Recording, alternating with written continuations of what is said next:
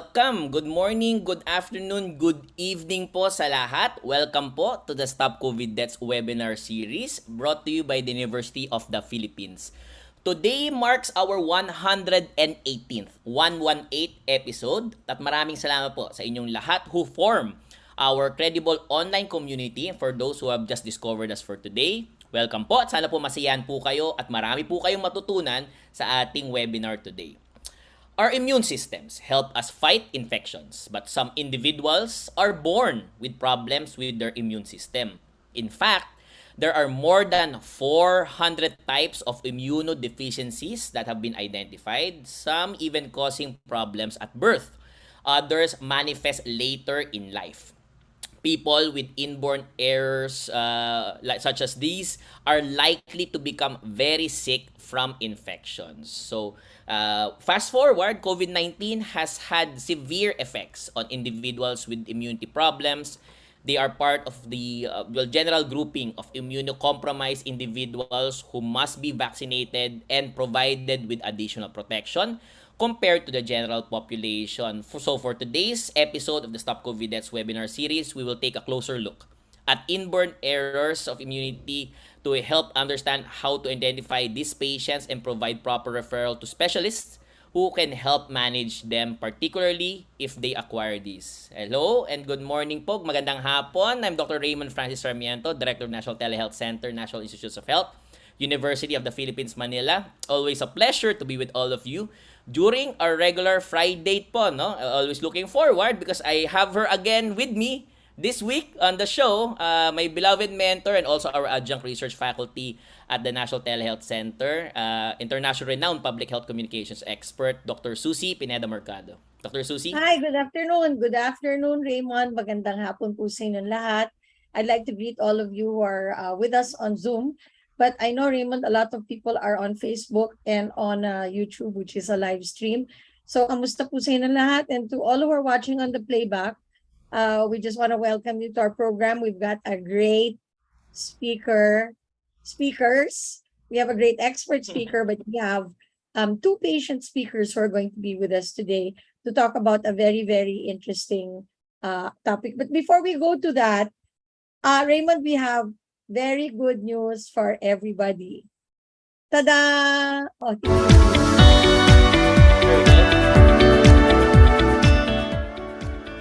okay, ang ibig sabihin nito ay mapapanood nyo na ang Stop COVID Deaths not just on YouTube, Facebook, or on the webinar, but on television. Level up na tayo, Raymond. We're going to be on television on Signal TV, Channel 101, starting on Monday. And palakpakan naman. Talagang,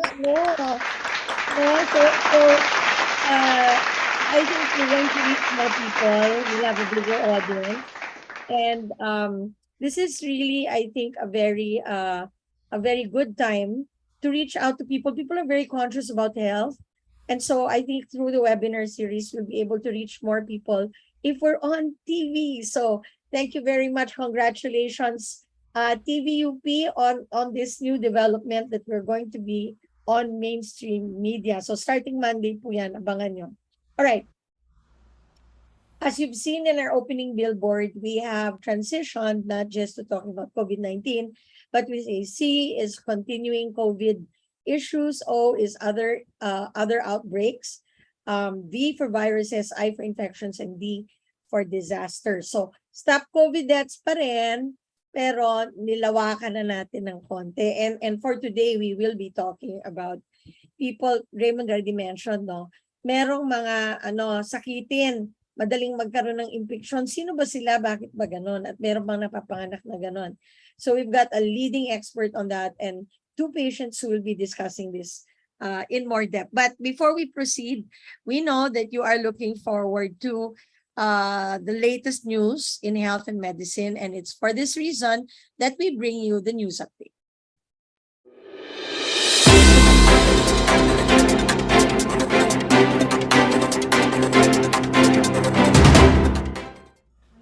For the first of our news updates for this week, the WHO or the World Health Organization strongly advises against use of two COVID treatment. So, ito pong two COVID-19 antibody therapies are no longer part of the list of recommendations ng World Organization on the basis that Omicron and the variant's latest offshoots have likely rendered these antibody therapies as obsolete. So ito pong two therapies na ito, they are designed to work by binding to the spike protein of SARS-CoV-2 to neutralize the virus's ability to infect cells. And these were some of the first medicines developed early in the pandemic. But because the virus has evolved and mounting evidence from lab tests suggests that the two therapies, ito po ay sotrovimab and then the other one is a combination of casirivimab and imdevimab. Lahat po ito, they have been found to have limited clinical activity against the latest variants or iterations of the virus and therefore have fallen out of favor po. So, this is a recent development and WHO experts said that they strongly advise against the use of those two therapies in patients with COVID-19 which technically reverses their previous conditional recommendation endorsing them. So, how about you, Dr. Susie? What's your latest? Oo, teka muna, Raymond, sulat mo kaya sa chat yung dalawang gamot Okay, ko. okay. Let me Kasi, do that now. no, parang na-pick up ko lang yung MAB. Okay. Ending. Okay, so in the news, all right, artificial intelligence or AI is now being studied to analyze your voice for COVID infection. Very interesting, no? So with an inexpensive and simple app that can be used even in crowds. So let's say may concert, di ba? O meron malaking pagpupulong, just by listening to the voice, this artificial intelligence can detect whether you have COVID or not. Very, very interesting. I'm really very interested to see how this will pan out, if it's going to be very accurate, but seems to be quite accurate and has been used in other diseases. So AI voice patterns has been used for Parkinson's, for post-traumatic stress disorder, dementia, and heart disease. And in fact, the National Institutes of Health in the US has just launched a new initiative to develop AI to artificial intelligence to use the voice for detection of so many other conditions, including pneumonia, COPD, laryngeal cancer, and even stroke, and depression, and schizophrenia, ang dami. So sa boses pa lang, Raymond, makikita na kung wala nang swab. No? Makikita na from the voice. I'm really looking forward to this. I think this is a very interesting development, but this was in the news very recently with mounting evidence. So that's our news for today, and we'll be back next week with more on the news update.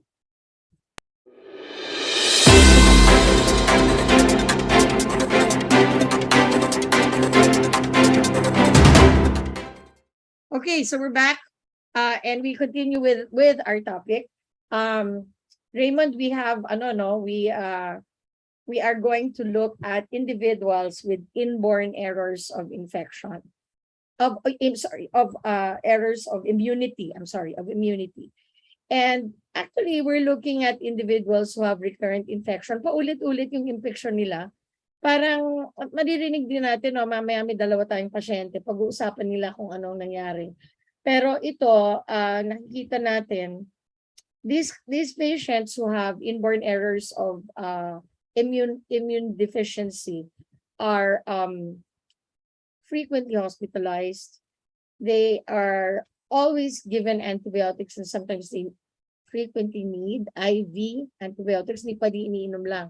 Kailangan ina-IV yung antibiotics nila, no? Tapos nagkakaroon sila ng mga fungal infections. And there have been recent studies in the Philippines showing that there seem to be more cases of IEI in the Philippines.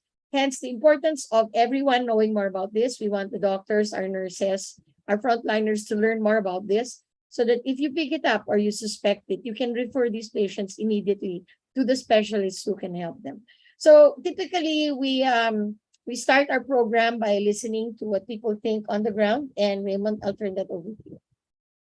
Thank you so much, Dr. Susie.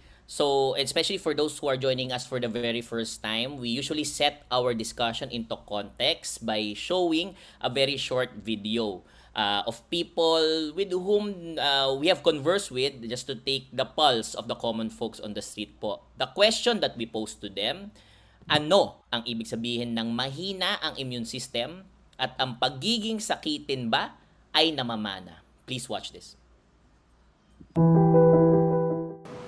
Para po sa akin, kapag mahina po ang immune system, ibig sabihin po nito ay mas susceptible tayo sa mga sakit na maaaring dumapo sa ating katawan, dahil ang immune system po yung bahagi ng katawan na lumalaban sa mga foreign na substances at iba pang mga mikrobyo o germs na maaaring maging banta sa ating kalusugan. Para sa akin po, yung ibig sabihin po ng mahina ang immune system, yun po yung tayo po ay prone sa mga sakit. For example, yung mga immunorespiratory na sakit po, katulad ng ubo, sipon.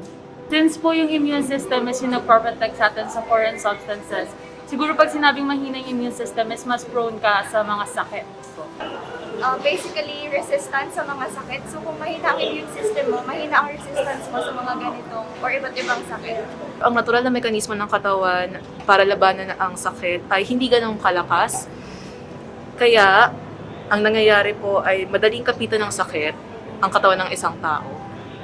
Hindi po madaling sabihin na namamana ang pagiging sakitin. Bagaman kinikilala natin na may mga sakit nga po na hereditary o yun nga po namamana. Yung pagiging sakitin po ay namamana dahil po di ba ang genetics pwede po siyang maging cause, okay, kung bakit ang isang tao ay maaaring maging prone sa mga sakit. Po namamana ang pagiging sakitin sapagkat halimbawa na ang immune system ng isang tao o magulang ay na-develop na as being mahina, kaya po itong maipasa kapag nagkaroon na siya ng offspring or anak.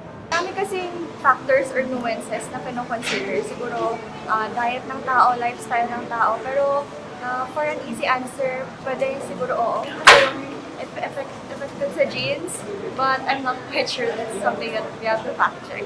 Yes po, feeling ko po genetic po yung pagiging sakitin natin. Yung genetics din po kasi ang pwedeng mag-determine kung yung tao ba ay maayos yung kanyang health. Diba, kahit na sabihin po natin na nagtitake tayo ng vitamins, ng supplements, ang very sure na way para maging ligtas tayo yung ating immune system ay yung mismong health natin mismo.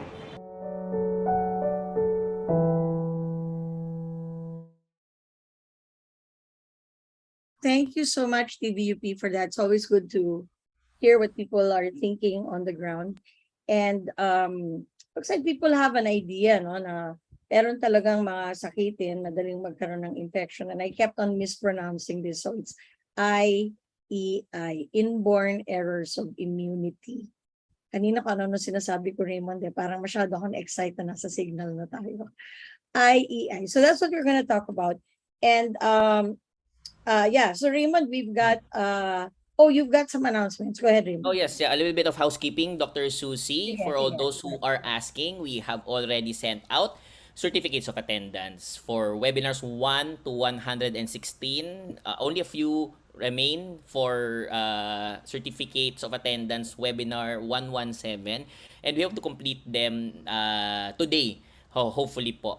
If you feel you should have received a certificate of attendance but did not, then you should email us at stopcoviddeaths@up.edu.ph. Certificates of attendance will only be given to those who have watched at least 50% of the webinar duration. For today's webinar, we will have our standard panel discussion format, which our speakers will present, and then that will be followed by a Q&A session wherein we will entertain questions coming from Zoom, Facebook, and YouTube. So we will scour po the chat box, the comment section of Facebook and YouTube, and more importantly, the Q&A section here in Zoom, and then select which ones we will be posting po to our speakers. Oftentimes, and you already know this, that the most upvoted question gets picked as part of that set of questions po. But before we delve into the webinar, maybe we could have our cute and short introduction to the fun quiz segment. Hello? Hello? Hello? Kumusta na kayo lahat? Hi, I'm Doc Chusi, the mini Doc Susie. And I'm Doc Radar, the mini Doc Raymond. Are you ready to have fun? Simply open your browser to www.slido.com and enter your code to participate. We will discuss your answers during the panel discussion later on in the program. We will have it flashing on your screen in a bit, and we look forward to your answers. Masaya at madali lang ito. Join na!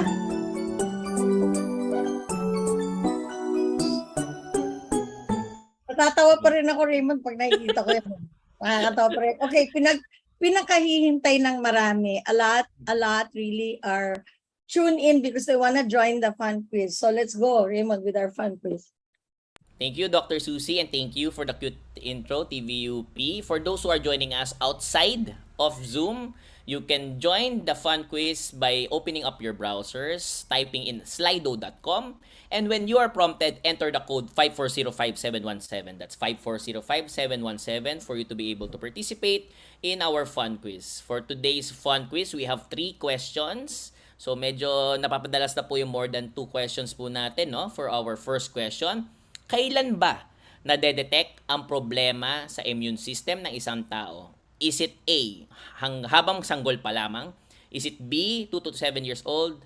Letter C, 18 pataas? Or letter D, all of the above? I'd like to take this opportunity to greet those who are joining us all the way po from RHU Burgos in Isabela, from Orani District Hospital in Bataan, from the Eastern Visayas Medical Center in Tacloban, Leyte, Valladolid District Hospital in Negros Occidental, Dr. Jose Rizal Memorial Hospital in Dapitan City, Zamboanga del Norte. Also in the chat, mga nagpapa-hi, hello po. Hi din po sa mga taga UPPGH Ward 1 Department of Medicine, Pay Ward 3rd floor of the Quirino Memorial Medical Center from the University of the East, Ramon Magsaysay Medical Center po. Maraming salamat. From the Pediatric Emergency Tent in the Southern Philippines Medical Center in Davao City. Hello po. We also have those who are joining us from Santa Rosa City Health Office 1 COVID Lab. Thank you. From UP Diliman. From the Department of Education, Health and Nutrition Unit in Maasin City. From the HIMD Rizal Medical Center. From Arellano University. From Iloilo City as well.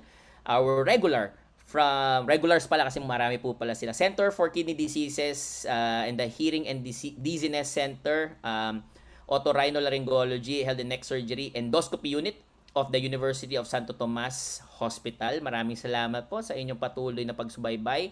From the FEU Nicanor Reyes Medical Foundation, thank you so much. Those from Icon School, Magsaysay, Alicia, Isabela, in the Alicia South District Schools Division of Isabela in Regional Office of Tuguegarao, Region 2, DepEd Central Office. Maraming salamat din po. Those who are joining us also, all the way from, well, this one is from the medical professionals, in UP Diliman, also from the United Nations and World Health Organization.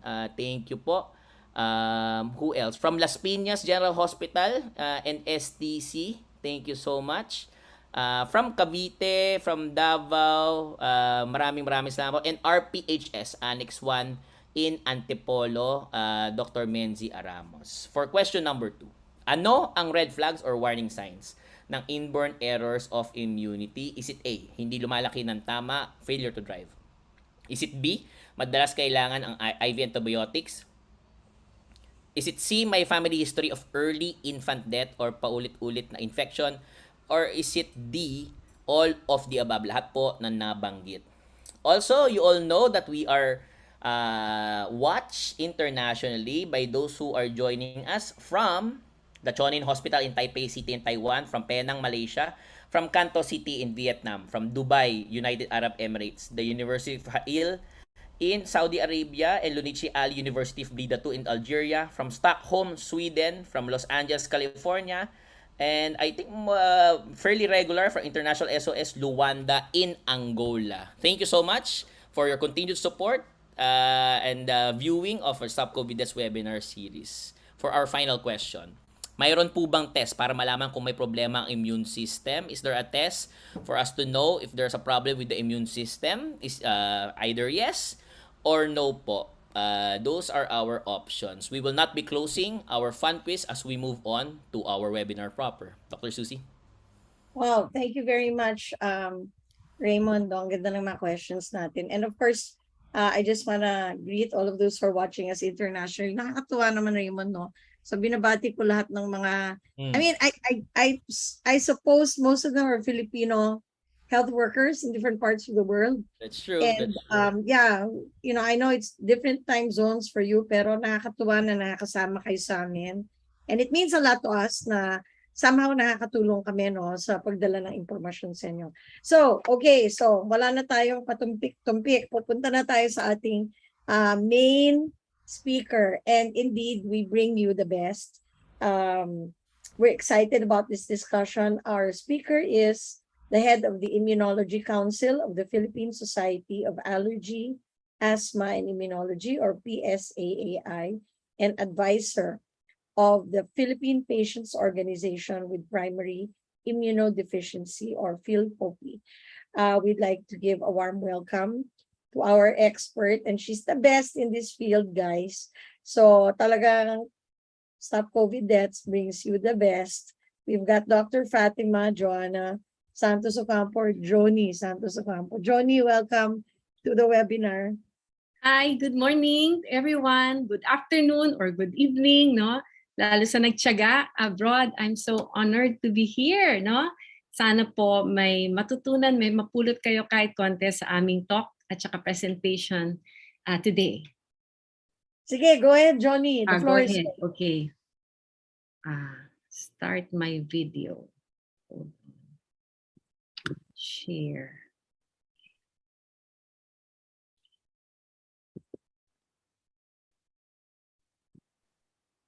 Sandali lang po. no worries. Take your time. No problem. I have to go to my share. To slideshow. Oo nga eh. Okay. Malapit na. There. Nakikita niyo na po ba ang aking video? Yeah, perfect. Perfect. Okay. All right. Let me just fix this. There. Okay.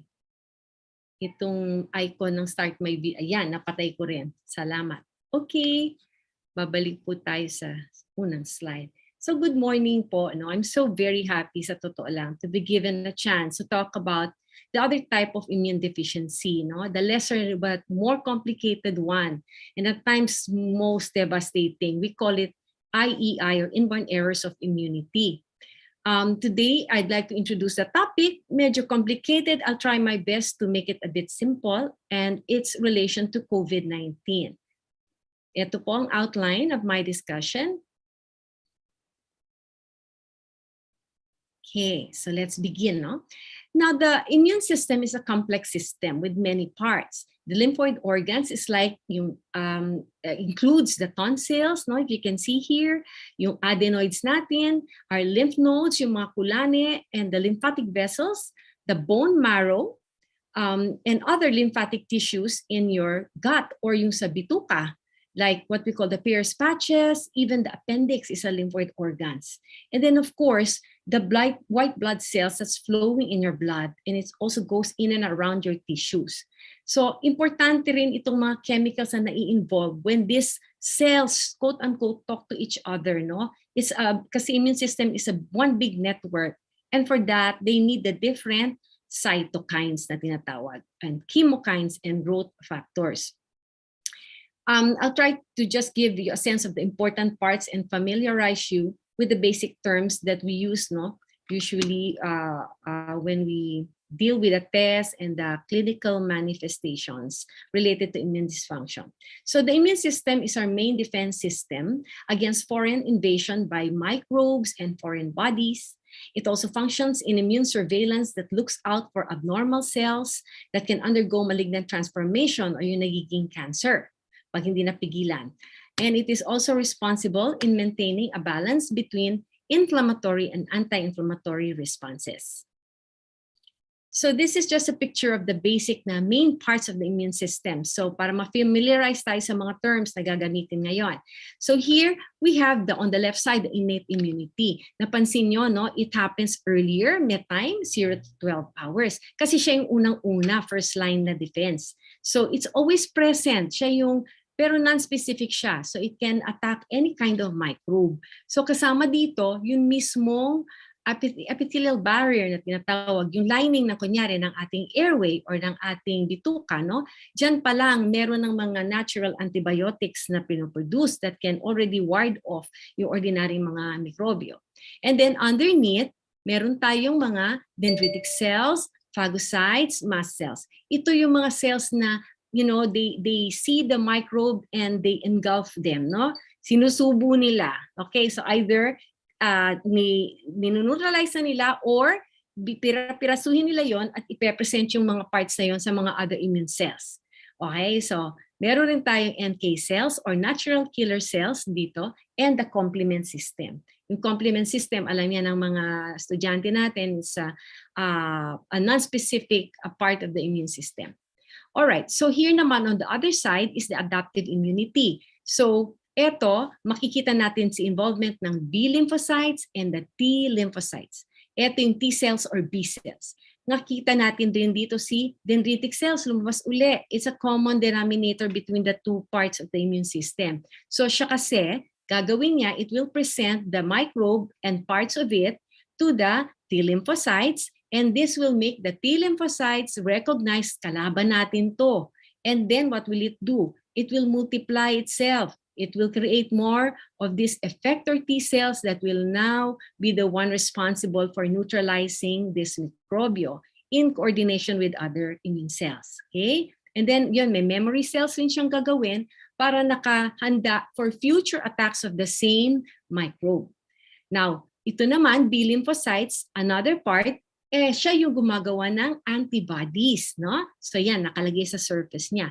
So when it recognizes the microbio, it will then start producing specific antibodies na talagang pangdun lang sa microbio yun. And then magkakaroon siya ng factory ng karami-raming antibodies na ito na tinatawag na plasma cells. And it will also create memory cells para may pang-reserve siya for future attacks of the same virus. So ito, it happens later. Pero ito ang mas efficient, no? Mas robust na part ng immune system natin. Kaya yan yung makikita nyo na tinatarget ng ating bakuna. Okay? Next. So, what is our, jump pala ako, sorry. Okay, 6. Okay. So how does the body normally respond to the SARS-CoV-2 invasion? So, di ba, we're talking about COVID-19, no? So I'll just show you a picture here. So ito, yung, imagine niyo ito yung lungs. Ito yung lining ng lungs, yung tinatawag na respiratory epithelial lining. So dito pa lang, no, andiyan yung virus, yung blue. So when it goes there, na-recognize siya ng ating epithelial lining and immediately ito mismo magproduce siya ng mga tinatawag na cytokines na IFN or interferons. Okay. So itong interferons na to, nagsa-start na yan as part of the immune system defense natin. So it will then act on the NK or natural killer cells underneath, and it will then tell it to neutralize this virally infected cells para ma-stop yung multiplication of virus. So, another cell, yung tinatawag na dendritic cells na sinabi kanina, also recognize the virus, and then once it does, eto na, makikipag-usap siya sa mga other immune cells. So first, si CD8, it's here. CD8, pag nakipag-communicate na siya with the dendritic cells, it will start producing toxic enzymes, itong perforin and granzymes. And then that will now lyse the infected cells para again hindi na tuloy-tuloy ang multiplication ng virus. Okay. Now, ano pang ginagawa ni dendritic cell? Maraming trabaho to, importante to eh. It now also presents, no, the virus to the CD4. CD4 then will be asked to differentiate into different types of T cells, maging Th17, ito yung ating nagproprotekta from fungal infections, or it can differentiate into Th1, ito yung nagproprotekta sa atin against TB, mga mycobacteria na tinatawag. And it can also differentiate into the TFH or T follicular helper cells. Ito yung mga pupunta sa mga kulane. Okay, so ito, alam niya na, may invader. So pupunta siya sa kulane, magmi-meet up sila doon ni B cell.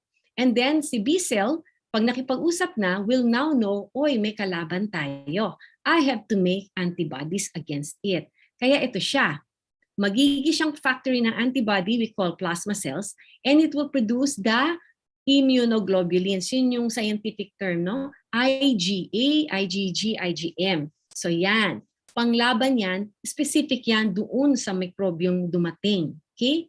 So, yung mga CD8 cells, pag bumalik tayo dito, nagre-react siya by making copies of itself na memory cells na again, nakahanda siya for future invasion. Okay?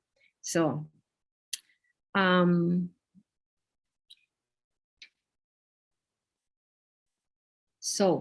meron tayong defense, pero ang tanong, how come iba-iba yung effect sa mga tao? How come may asymptomatic, may symptoms ng mild or even moderate, no?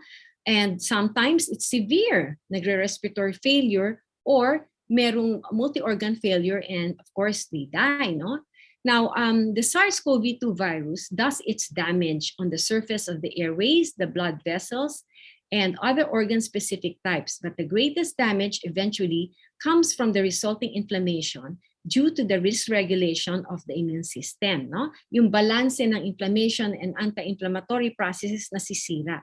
So this is when you see the much feared cytokine storm resulting in severe tissue damage. So may mga risk factors for this happening, no?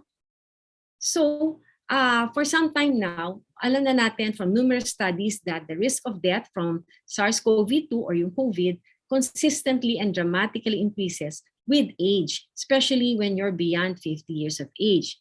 This is because your immune system also ages, no? Ang tawag doon, immune senescence. At that time na nag-age, no, there are changes that occur in our T cells. It makes it less responsive to vaccination. It decreases yung proliferative capacity niya, yung paggawa ng more of itself, inappropriate differentiation, no? The B cells also become less effective in making strong and specific antibody responses, and it results in less antibody production after even yung vaccination or mismong infection. So, there are also changes in our innate immune system that somehow creates a persistent inflammation. O, diba? So yun yung problema natin with COVID, yung inflammation, yun yung nakakamatay. Now, other pre-existing comorbidities like having heart or lung disease, hypertension, obesity, diabetes, they all contribute to a more severe course. Kasi this, for example, diabetes, obesity, it can directly affect yung tinatawag nating mga macrophages, yung mga dendritic cells kanina, no? And they make them more, parang less effective, no? So, parang yung hypertension, yung heart disease, it makes less efficient for properly oxygenated blood and well-nourished blood to get into our tissues. And then there's also persistent inflammation that affects the function of our immune system. Okay. So in most countries, eto maraming studies, the male sex talaga. Sorry na lang po sa mga kapatid ko na males kasi they're more prone towards symptomatic SARS-CoV-2 infection. And this is because talagang there's different levels of inflammatory mediators, T cell responses, and virus-specific antibodies produced, no, between infected males and females. So women talaga are known to mount stronger immune responses against viruses and vaccines, and also exhibit superior immune-mediated tissue repair capacities, no? So girl power pa rin kahit sa immune system.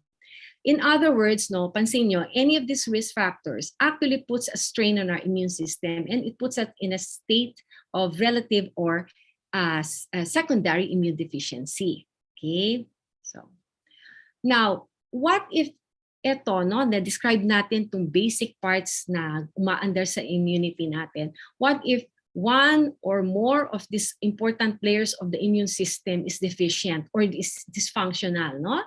What if a patient is born with that kind of a problem? So, ito na yung tinatawag natin na inborn, nagsiskip, inborn errors of immunity, no? So, formerly known as PID, kaya meron nakalagay na gano'n, primary immune deficiency disease. Ito yung mga pinanganak na sadyang may problema na sa isa or ilan sa partes ng immune system nila. So, there are now 485 to date, no, genetic disorders of any part of the immune system, and the prevalence varies, but the estimate is up to 1 out of 1,200 live births. Now, the hallmark is infection. So, usually doon ka nakakaisip pag nakita mo may infection yung pasyente. Pero, wag ka. Increasingly, nakikita natin ang manifestations na autoinflammatory, autoimmune, or immune dysregulation, even severe allergies, no? Bone marrow failure or cancers na kalakip nito. Kasi remember, yung other function ng immune system, yung surveillance for abnormal cell growth, di ba? Or overproliferation, na pag nag-breakdown, you can have autoimmune disease. So, some of them may look obvious, no? Meron silang mga appearance that may clue us in. So for example, yung immunodeficiencies affecting cellular and humoral immunity, kunyari itong DiGeorge syndrome, no? Ang DiGeorge syndrome, nakita niyo X-ray ito ng isang newborn na walang thymus, okay? Dapat may malaking thymus diyan. Tapos ito yung pwedeng nagsi-seizures, no? On day 1. Kasi pala mababa yung electrolytes, mababa yung calcium. And then meron silang pwedeng defect sa kanilang puso. Okay? So minsan, obvious yun dahil meron silang syndrome. Okay? Okay. And then, meron naman tayo yung severe combined immune deficiency, Omen syndrome, example. Ito yung lumabas, pinanganak na ganitong balat, no? Daming kaliskis, talagang labas yung magdi-dehydrate siya kasi open ang skin, at saka sadyang kapitin talaga ng infection from day 1. So toxic ito. Okay? And then, yung tinatawag na disease of immune dysregulation, pwedeng may makita tayong autoimmune lymphoproliferative syndrome or what we call ALPS. Ito makikita mo naglalakihan ng mga kulani, malaki ang liver, no? At saka yun na nga, lagi nagkaka-infection. So, yan, pwedeng mapag-isip ka kaagad. And then we also have yung tinatawag na, innate or intrinsic defects of immunity, yung tinatawag na mucocutaneous candidiasis. Ito yung fungal infection na sobrang grabe. Makikita mo punong-puno sa loob ng bibig or sa skin ng baby or sa nails, no? Hindi ito usually dapat nangyayari ordinarily sa isang taong may intact na immune system. Then you also have an example with the autoinflammatory disorder, no? And itong example, yung BCGiosis, and yung granuloma. BCGiosis, yan yung nagbigay ka ng BCG vaccine, dapat magturo siya ng immune cells mo na maging protected ka sa TB, instead, siya yung mag-i-infect sa'yo. Kaya nagkakaroon ng malalaking ganyang mga mass doon sa site where you got the BCG vaccine. Then, we also have complement deficiency, where part of the complement is not functioning well or kulang. So ito yung minsan makikita mo, lumalaki yung mga eyelids, naglolobo yung bibig, or any part of the body, ang delikado yung sa lalamunan. Kasi pwedeng hindi siya makahinga. So yan, pwedeng obvious yan. Now, more often than not though, they will look normal, especially at birth. Now, I just showed you this patient. This is an actual patient. This is David Vetter, the bubble boy. Siya yung merong severe combined immune deficiency. Look, he doesn't look, wala kang madi-distinguish na anything, pero siya yung merong maraming, wala siyang depensa sa mga viruses, sa bacteria, sa kahit anong mikrobyo. So, you will not notice na ganun pala. So, we look for this tendency, no, in our patients na magkaroon ng tinatawag na SPUR. Ano yon? It's SPUR. S stands for severe, Stands for persistent, stands for unusual organisms causing the infection, and stands for recurrent infections or refractory to treatment, yung mahirap gamutin. Okay? So yan yung parang, if you can remember that, pwedeng yung apply sa inyong practice, kayo sa mga doktor, no, na mag-suspect kayo na meron pang immune deficiency ang patient. So, now remember, it will affect families. Hindi lang yan isang pasyente, generations pa, and what we call mga kindreds minsan. And in each member, it can present in different ways, in different degrees of severity. Yun yung tinatawag na iba't ibang penetrance. Okay? All right. So, we have these 10 warning signs na named after Geoffrey Model, who was also an IEI patient.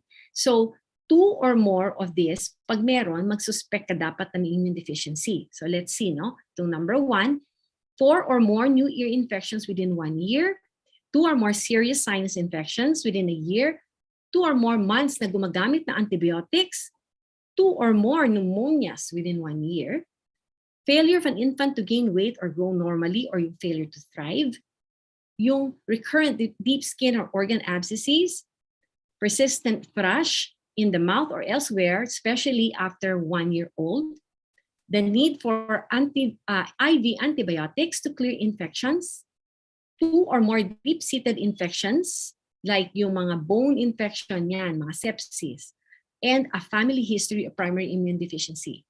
Now, if you look at all these 10, siguro yung 3 man lang, maalala nyo, pinakamataas ang pick up. Alin yon? Yung family history of primary immune deficiency, yung failure to thrive ng infant, at saka yung need for using intravenous antibiotics to clear infection. Okay? Meron rin tayong IEI sa adult. Okay? So these are the following warning signs. It's almost the same except dinagdagan natin ng chronic diarrhea with weight loss and infection with normally harmless TB-like bacteria. So actually, a lot of people don't know na merong IEI na pwede mag-present sa adulthood. And because it's probably due to the lack of awareness that prevented earlier diagnosis by their doctors before. Or it can really be due to a delayed onset. And this can be because of environmental factors, no? Or what we call epigenetic influences on our genes. Ito yung mga exposures natin sa mga radiation, mga chemicals, or even what you add to your food, no? So these things can potentially change the way your genes are expressed. So dun biglang lalabas yung expression ng IEI. And then ang isa pa, the patients are often seen by various medical specialists because of the manifestations na iba-iba. Then hindi nila ma-tie up. Yun pala, it's part really of a single disease na IEI na pala yun. Okay? All right. So, problem talaga, more than 98% are undiagnosed. May napakalaking knowledge gap sa mga doctors natin, unfortunately. Except for a few institutions, hindi nabibigyan ng emphasis ang teaching ng immunology. Dala na rin ang lumang pananaw natin na super rare ang IEI, hindi na yan totoo. So, why bother to learn it, diba? So, hindi sila actively nahahanap. Kulang rin ang exposure ng doctors in training tuloy natin. Basic tests are available actually, pero hindi sanay na naman gumamit ang mga non-immunologists nito. And then may kamahalan ng kaunti yung mga cost ng test, kaya minsan hindi nakukumpleto kaagad. So kung tutuusin, at the prevalence of 1 is to 1,200, alam nyo ba na may 88,760 Filipinos na potentially nagsasuffer ngayon with this condition na hindi natin alam, na hindi pa natin natutunton. So it's not a small number. And so what happens? Sana ma-diagnose natin kasi this is what's going to happen. We have to help them look out for other associated conditions tulad ng mga sinabi kong autoimmune at mga cancers kasi they can coexist. And there has to be a discussion on the treatment. Ang definitive treatment natin ay HSCT or yung tinatawag na stem cell. H is hematopoietic stem cell treatment. Now, granted, may kamahalan to. Medyo mahirap pang gawin sa Philippines, kailangan pa natin improve yung technology, but may iba pang treatment tulad ng IVIG. Yung IVIG replacement, we have it, okay? And you know what? It will benefit more than 70% of the patients na may IEI. It can prolong their life, improve their quality of life, they can live their life normally, can have jobs, no? And of course, it will definitely bridge the gap yung while waiting for a definitive treatment, no? So, we should be discussing yung mga life-saving infection prevention measures, up-to-date vaccines, anong safe na vaccines, alin yung hindi dapat ibigay. For example, live vaccines, you cannot give that to patients with IEI. Tapos, especially yung mga members ng family na magkakaanak, no? Kasi hindi mo alam kung yung mga yon ay magkakaanak na may IEI. So, mabibigyan ng bakuna yan. So, kailangan alam niyo yung kondisyones ng pamilya. And then, we have to have a discussion of prophylactic antimicrobials, so mga antibiotics, antiviral, or antifungals. They can be game changers, no, in prolonging the lives of our patients. And then we also advise them on use of blood products. Hindi basta-basta yung transfusion na bibigay mo sa mga yan. Kailangan irradiated, leukoreduced, wash. Why? Kung ang pasyente mo, ang problema niya, wala siyang white blood cells, bibigyan mo ngayon siya ng transfusion. Yung pala maraming white blood cells doon na natira. Aatakihin ng mga white blood cells na yun yung pasyente. So ito yung tawag na graft versus host disease. At yes, it can be fatal. Okay? So also yung importanteng advice on genetic testing. Kailangan yan. So not only for the patient itself at saka parents niya, no, for diagnosis, pati ngayon yung mga kapatid or even close mga first cousins kasi yung depende paano napapasa yan. So baka sila, meron na rin sila. Okay? So it takes a multidisciplinary effort then to provide continuous care for these patients from birth to childhood to adolescence up to adulthood. So pag alam mo ang diagnosis mo, no, then that will all be mobilized kailangan. At ang isa pa, you can be directed to an appropriate support group that can help emotionally when they band and bond together para ma-empower sila and while learning about new developments tungkol sa condition nila. So this is a picture of the PHILPOPI, yung inorganize namin na patient support group that we have in the Philippines for patients with IEI. Now, so how do you increase the pick-up, no? So first, we have to review the type of infections, anong klaseng mikrobyo meron na ang pasyente, no? Merong mga signature microbes yan eh. Ito yung mga tinatawag na ito, Burkholderia cepacia for my co-doctors, no? Mga Chromobacterium violation, Penicillium marnifi, atypical mycobacteria, at saka vaccine strains, no? Hindi yan usually nag-i-infect ordinarily. So pag meron yan, mag-isip ka na. Then we have to ask for what organs are affected, no? For example, yung mga deep-seated sa bones, sa brain, no? At saka sepsis sa dugo, no? Hindi yan unusual na magkaroon kung okay ang immune system mo. Then we should also ask about severe allergies and vaccine-related adverse reactions kasi common rin yan. And huwag nating kaligtaan, in some communities, no, may mga parents na closely related sila. Yung tinatawag na consanguineous unions, then they might have offsprings na dun lalabas yung tinatawag na recessive conditions na yung mga IEI ay pwedeng mamana ng that way. Okay? Then we also need to spread the word to various specialties to better able to be better at recognizing IEI. So para maging suspicious sila kaagad, mag-refer sila kaagad. So here, no, merong article, for example, here, that shows tables and the main clinical manifestations, the restricted immunologic evaluation na pwede lang gawin and possible related diagnosis para for use ng general practitioners and different specialties like your dermatologists, gastroenterologists, hematologists, at infectious disease specialists. Okay?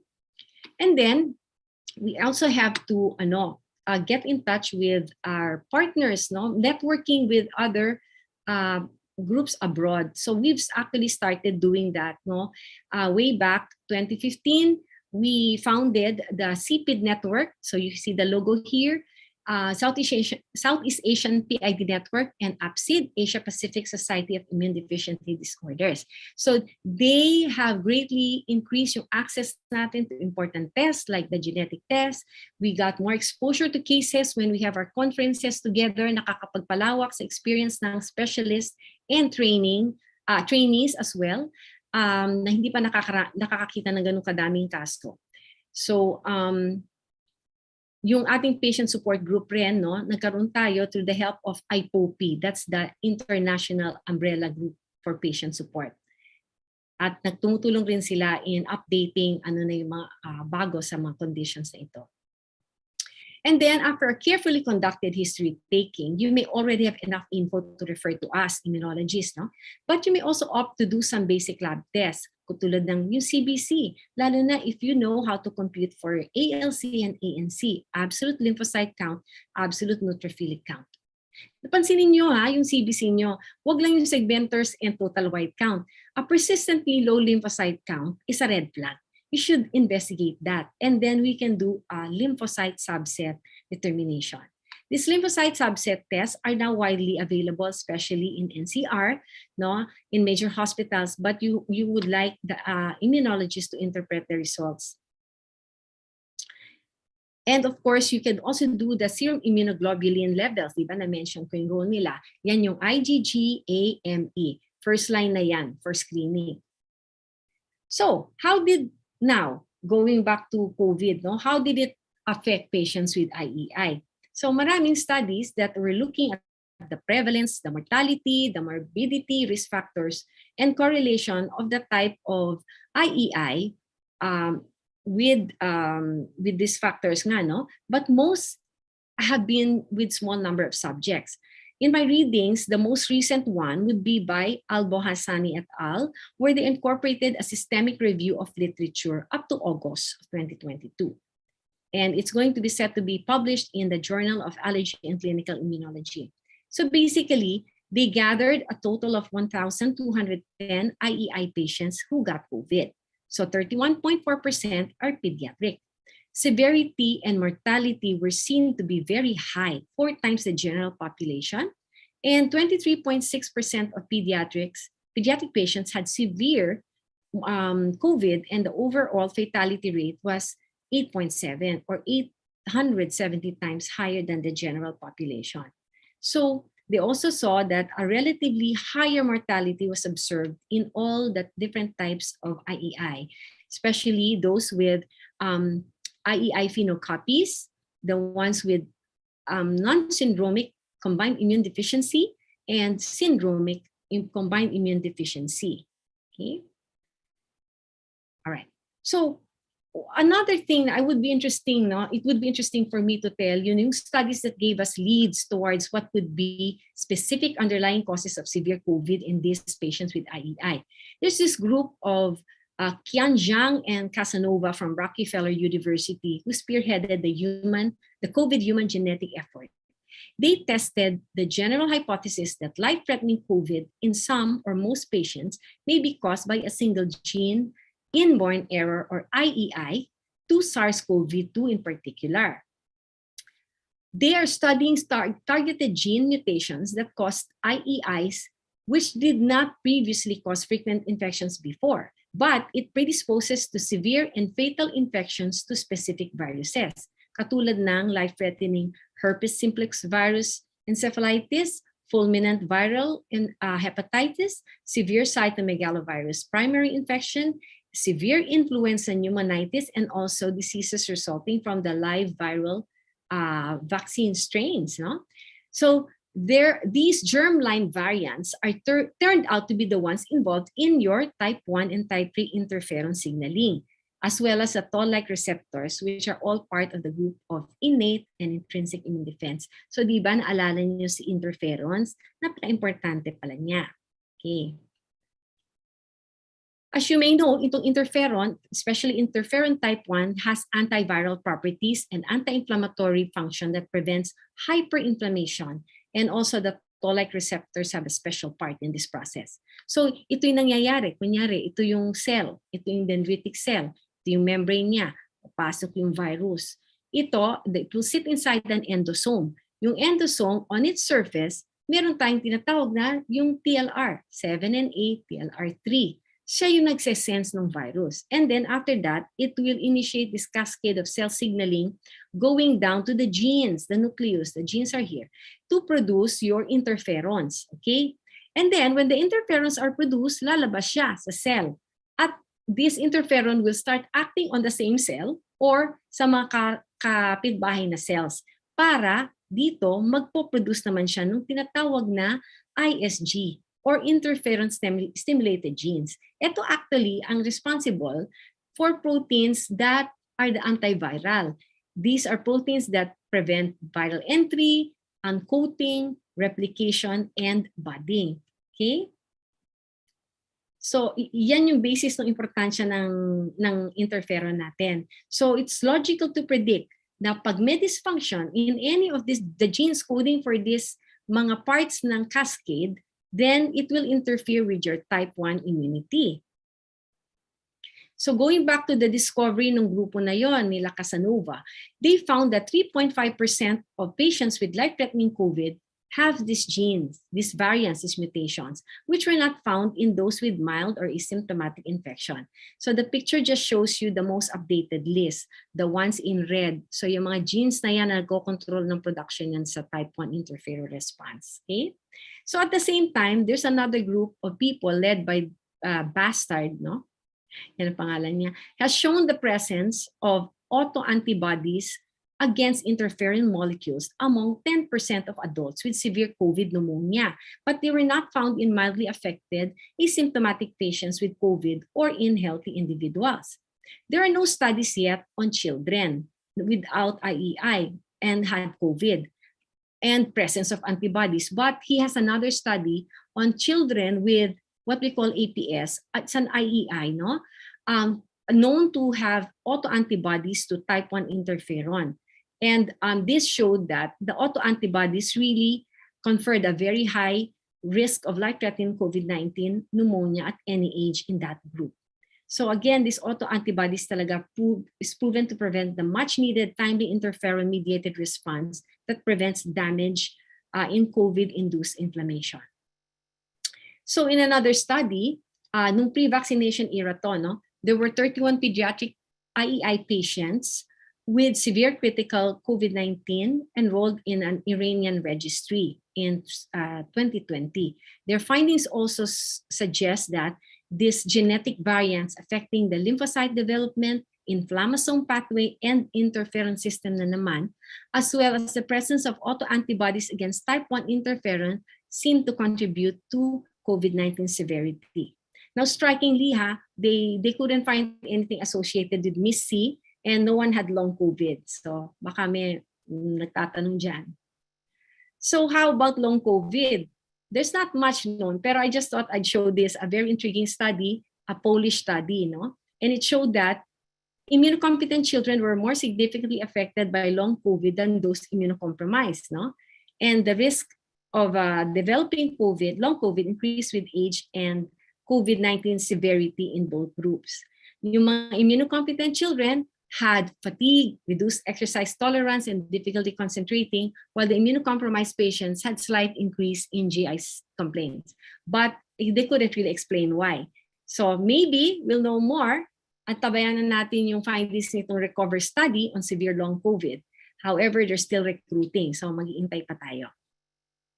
So this is my summary slide, no? I hope you remember some of these takeaway messages. So first, the immune system is efficient and complex, and a breach can mean serious consequences, no? A high index of suspicion plus basic lab tests is key to recognition of IEI. Timely referral to the immunologist will impact on the mortality and morbidity experienced by the patient and resource management of the affected families. The combined understanding of mechanisms of IEI, its effect on COVID, the effect of COVID on the immune system can lead to better prioritization of resources for specific risk groups and can be key to optimal therapeutic approaches in dealing with infections with high risk for morbidity and mortality. And finally, optimal management of infections in people with IEI plus IVIG can significantly improve survival and quality of life among these patients, especially during the pandemic. So, yung last slide there. So at this point, I'm ending my talk, and I'd like to have more info on IEI and the patient support group.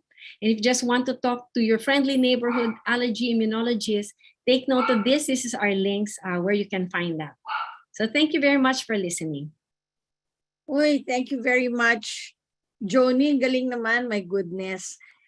Palakpakan naman natin siya. Yes. Yeah. Thank you, Dr. Johnny. Thank you so much. Parang sabi ko, my goodness.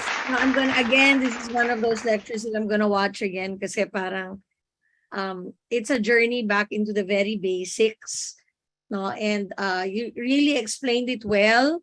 And I think you see the clapping and the hearts and all of that coming out. And you also see in the chat the appreciation of the audience. Sige, so what we're gonna do now is we have two patients. Okay, so the two patients, we'll talk to one at a time, Raymond and I, for about 5-10 minutes, just to give our audience a sense of what it's like to have IEI. Kasi Johnny's been talking about it. Then we'll bring Johnny into the conversation and our patients might have some questions for her. Sige. So, unahin muna natin, or Raymond, ikaw muna mag-introduce ng first patient natin. So for our first patient speaker po, and first time rin po obviously for him to join our webinar, he is a member of the Philippine Patient Organization for Primary Immunodeficiencies, Mr. Haris Baraguir. Haris? Hello po. Hello, Doc. There we go. There we go. Hi. Okay. Ayun. Hi, Haris. Thank you for joining us. Welcome Sabi mo po. kanina, medyo masama pakiramdam mo, no? Ano bang Yes, nararamdaman mo ngayon? may ubo po ako and trangkaso po, flu. Oh, is that something that gaano kadalas ba nangyayari yung ganyan? Pag ma-expire na po yung antibody sa katawan ko, yung IVIG, na every 4 weeks kailangan ko magpaturok ng IVIG. Ano yung IVIG? Yung IVIG, yan na yung replacement ng antibody. Since mababa ng immune system ko, kailangan ko magpa-IVIG every 4 weeks or every month. Kung walang IVIG, magpuprone ako sa infection, bronchitis, pneumonia, diarrhea. Ang nag-start kasi itong sakit ko nung last December 2014. Ganun ang katagal. Yung 2014, hindi ko pinansin. 3 weeks po akong nagda-diarrhea and LBM. Tapos, nanghina na po ako and nagka-pneumonia. Tapos, na-admit na, confined po ako sa hospital 1 week for IV dextrose and antibiotic. Nung una, wala pang find out at kung anong sakit ko. Parang typical lang na common na diarrhea and infection. After nung January 2015, parang New Year, parang hindi masaya yung New Year ko nung 2015. Bagong taon, dun na nag-worse ang sakit ko. Kasi nung na-find out ko, bakit nag-lose weight ako and hirap na po ako kumain.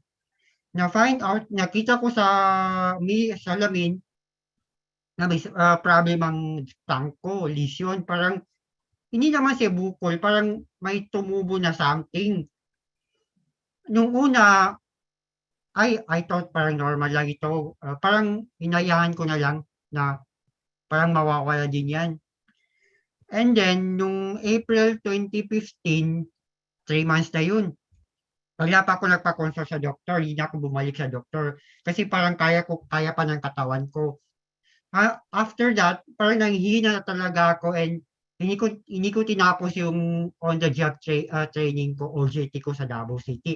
Umuwi na po ako ng Cotabato and then, ang opinion sa akin ng doktor ko, pulmonologist, magpa-x-ray. Nung nagpa-x-ray po ako, may nakita na something sa x-ray, shadow.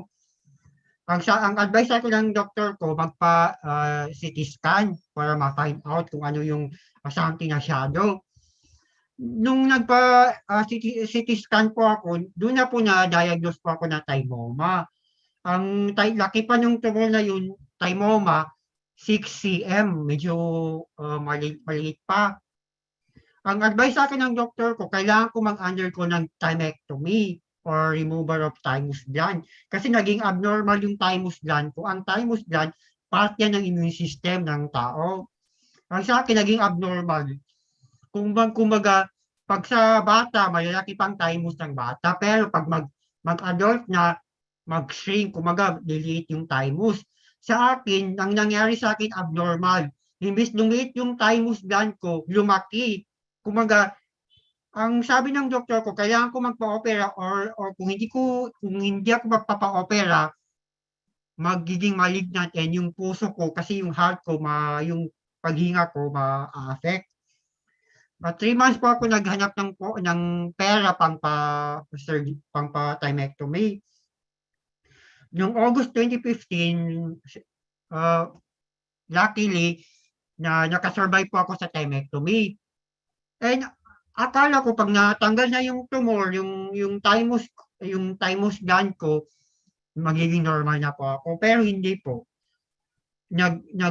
Sorry for that po, marami na po ako napunta ng mga doktor and nagpa-seek ng second opinion kung ano itong sakit ko.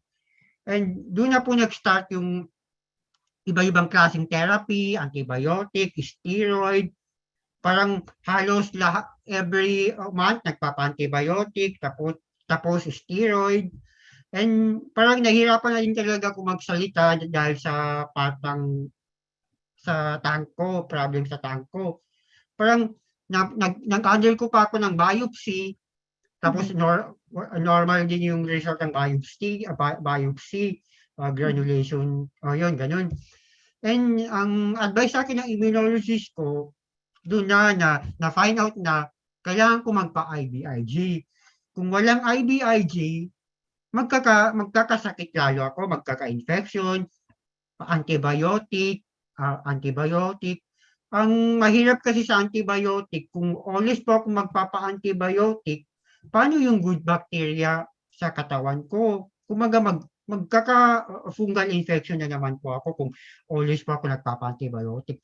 Kaya ang main reason ng sakit ko na ito, ang gamot niya, lifetime, mahirap tanggapin pero lifetime IVIG. Yeah, Kung hindi ako Haris, teka muna, Haris. So, how old are you? Ilang taon ka na ngayon? 30 na po ako. 30. So, nung 23 nagkasakit ka, ilang taon? 23 years old. 23 years old. So, 7 sabi years na po. mo, nung una, no, bago ka nag-diagnose, may iba-iba kang doktor na pinupuntahan, iba-iba sinasabi. Anong pakiramdam na? What was Parang going ahead? kasi na-affect yung, sorry for that, na parang na-affect yung mental health ko. Kasi nga, kumaga, rare talaga itong sakit ko. Kumaga, itong sa tank ko, kumaga, na-affectahan niya yung daw ako mag-speak, daw ako kumain. Kumaga, yung iba, nagpinatek pa ako ng doktor ko ng nystatin, fluconazole, pero hindi nawawala sa mga antifungal na medicine. Pero pag autoimmune na steroid na therapy, nawawala. Pero hindi ako pwede sa long-term na steroid kasi nga mas magbaba ang immune system ko. Correct. 1 year ko na po tinigil ang steroid therapy and ngayon IVIG lang po ang gamot ko. Yun po. Ang IVIG, yeah, go ahead. ang IVIG medyo may kamahalan, expensive na therapy. And then hindi siya nabibili sa mga pharmacy, mga pharmaceutical. Ito yung parang isik ko sa government. Sana mapansin nila ang IVIG.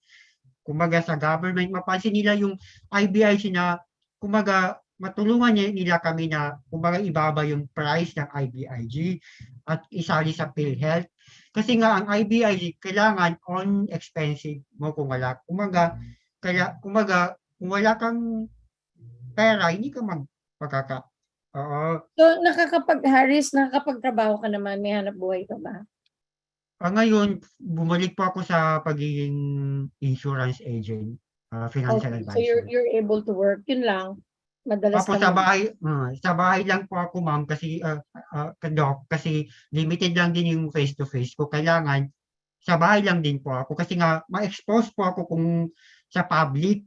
Kaya kailangan, kumaga, malaking tulong din ang webinar ng Zoom. Kahit kahit sa bahay ka lang, makikipag-talk sa kliyente mo about sa insurance. Kumbaga, no need na lumabas ng bahay para mag-set ng appointment. Oo.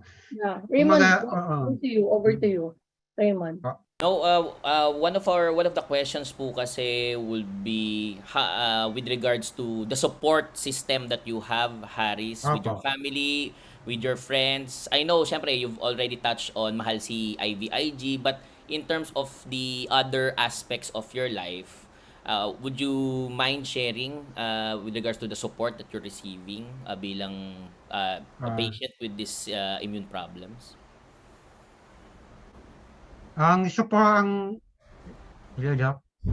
Yes, yes, we can hear you po. Go ahead po. Naririnig namin. Sige lang, Harris. We can hear Oo. you. Sa case ko po, may family support naman din ng nanay ko sa akin, pero hindi enough. And then nung last year, sorry for sinabi ko, nag-post pa ako sa social media kumbaga nananawagan ng tulong sa IBIG. Nag-seek po ako ng help sa social media para ma-continue yung IBIG ko. Luckily po, nakilala ko po si Senator Gordon. Siya po yung nag-sponsor sa IBIG ko. Yun po, malaking tulong din po yung nagawa ni Senator Gordon sa IBIG therapy ko. Kung walang Senator Gordon, hindi ko makakaya ang IBIG every month. Kasi nga ang IBIG, apat na bias, isang bias, 16,000 to 20,000 Wow. per Pakamahal. bias. Tapos kung apat, depende sa timbang mo kung mataas kung mag-gain ka ng weight, tataas yung grams ng IBIG. Sa aking apat na bias na sa weight ko ngayon, bali mga 70,000 to 100,000 per month yung kailangan ko i-provide sa gamot. Ang laki ng Oh. gastos mo. So, Harris, meron ka bang napapansin, kunyari, mga kaibigan mo, mga ibang tao, nagtatanong ba sila tungkol sa sakit mo? Anong tinatanong mo? Yun po, parang mahirap din i-explain sa ibang tao kasi nga, yung ibang kaibigan ko ay may sakit kapag parang iniisip nila contagious.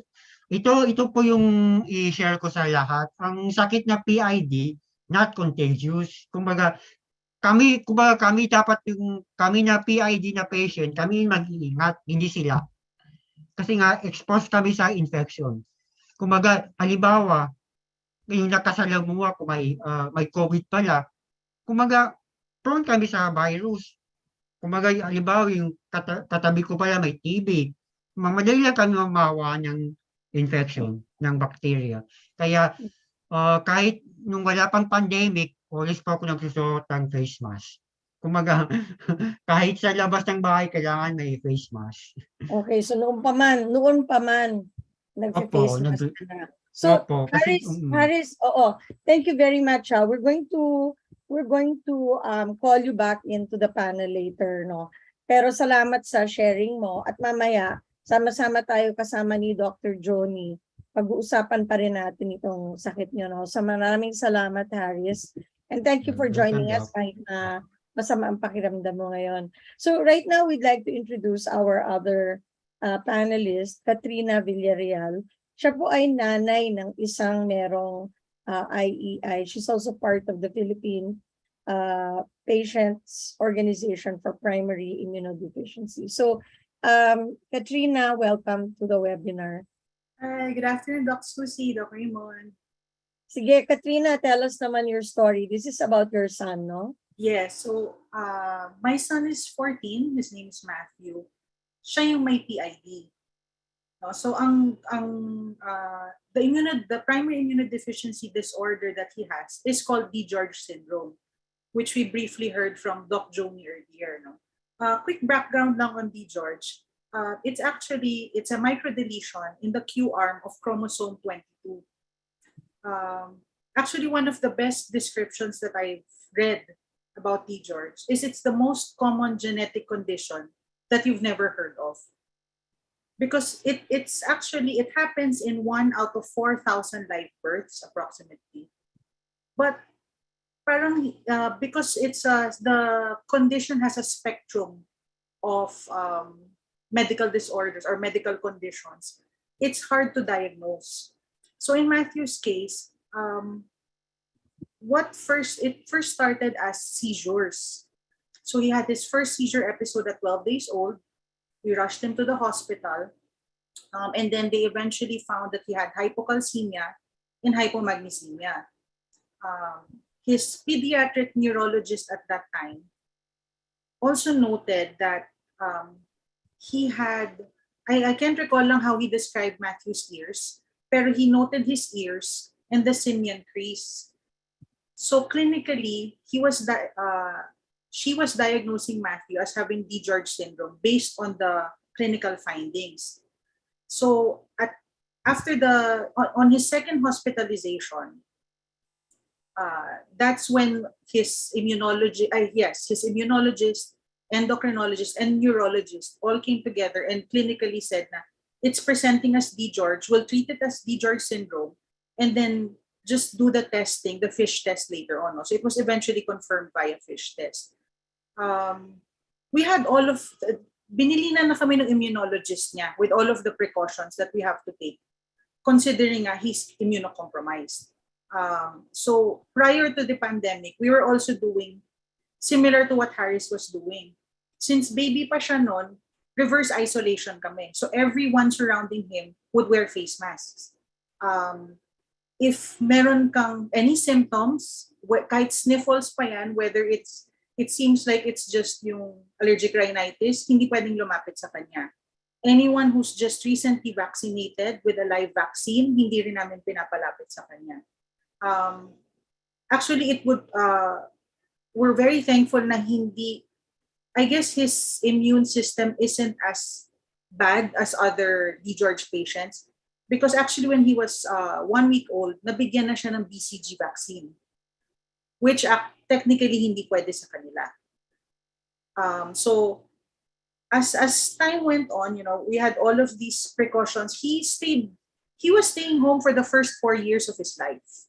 Ang labas lang niya was just doctor's checkups, regular blood tests, eventually therapies with speech and OT. Yun lang. So no malls, no family reunions. Even, syempre, as the mom, I stayed at home with him. I also begged off from family reunions every Christmas, ganyan.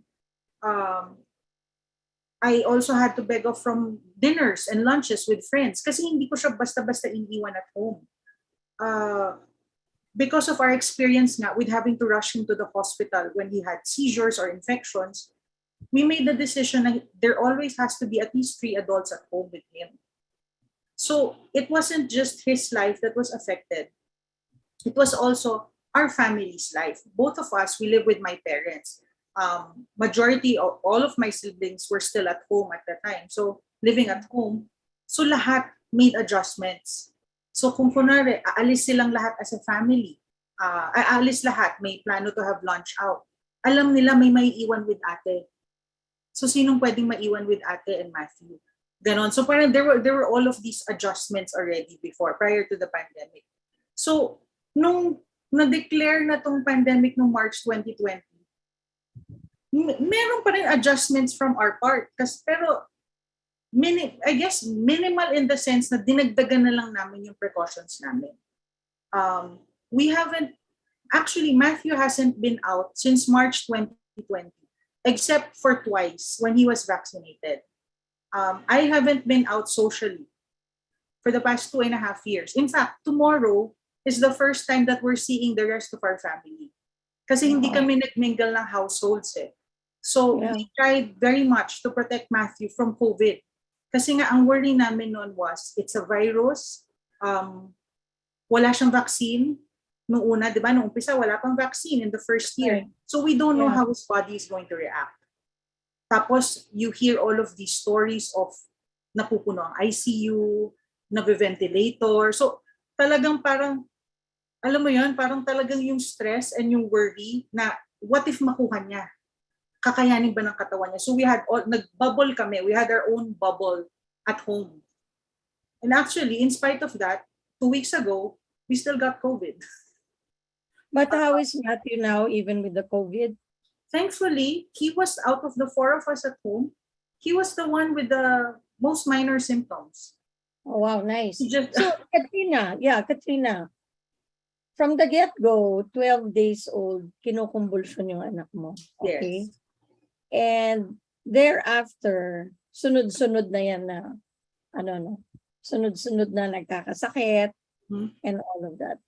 Anong epekto nun sa iyo? Nakakatakot ba yon? What's been the effect on you, on your, what should I say? You already said you don't socialize, but how do you cope with that?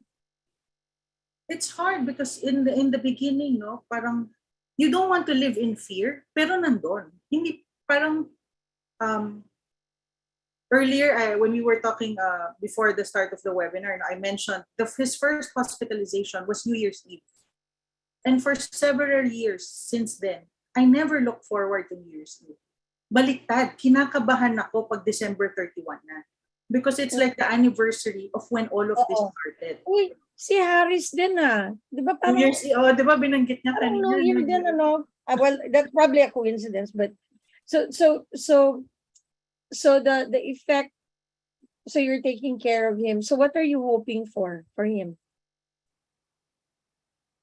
You know, I have come to accept that this is a marathon. It's long term.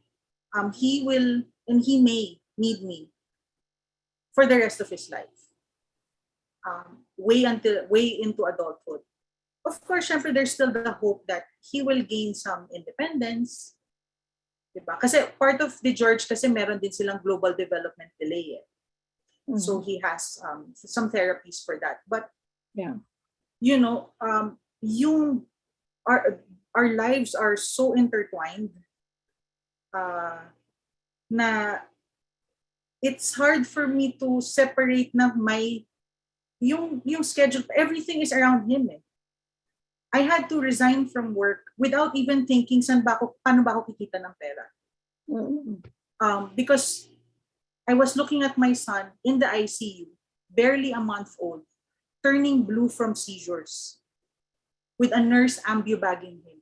Oh my goodness. In that moment, sabi ko, I have to resign. I cannot leave him alone with just Ayaya. So all of my decisions revolve around him. So ultimo, the COVID vaccine. When the doctor, our own doctors prescribed na, you have to be vaccinated to protect Matthew. We were worried in the beginning. We were very apprehensive kasi bago di ba? Bago yung COVID vaccine. Ano yung magiging effect sa akin? What if makuha ko yung very rare side effects? Paano na si Matthew? Yun yung worry ko nun Paano si Matthew kung may mangyari sa akin? So I have to take better care of myself because of him.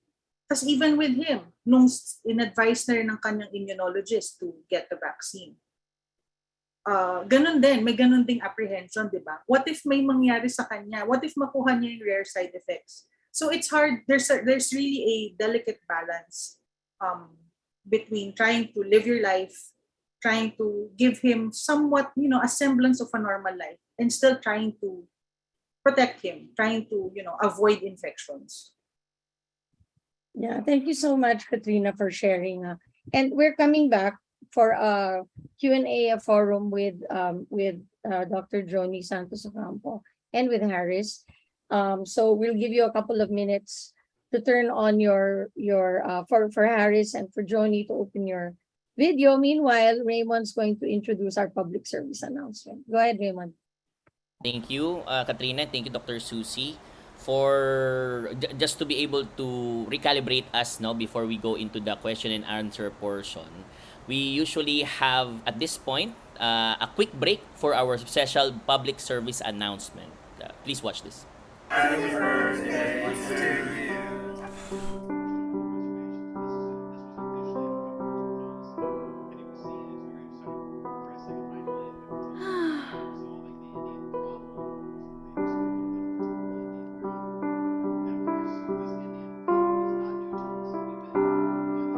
Maaari na bang magpabakuna ang mga batang 5 hanggang 11 taong gulang? Oo, nagsimula ito noong Pebrero. Nagpabakuna na ba kayo kayo? Oo, nagpabakuna na kami. Kaya mga bata, magpapakuna na kayo. Stay safe and stay well. Mga bata, magpasama na sa Bakuna Center.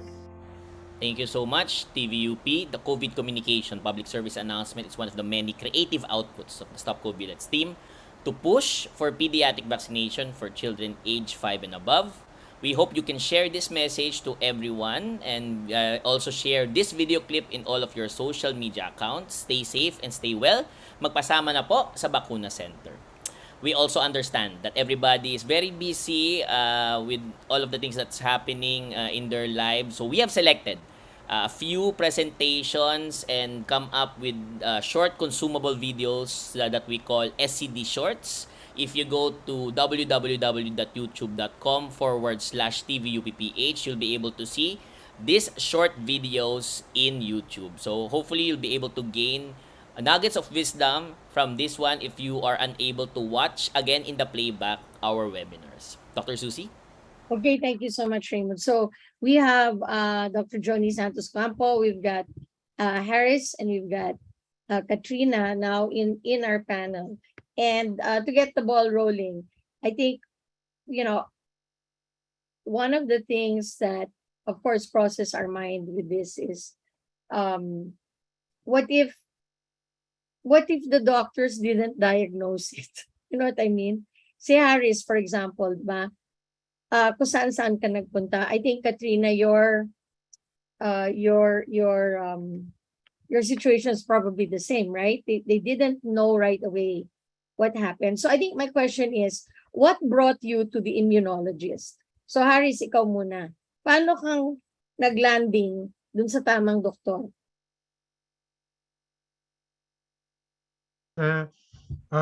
Swerte po ako na nakilala ko yung doktor ko sa Davao na mabait si Dr. Baraguir.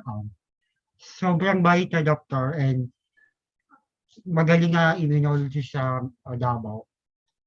Ang advice sa akin, Harris, kailangan mo i-continue yung IVIG mo pag yun na talaga yung gamot ko para maiwas sa infection.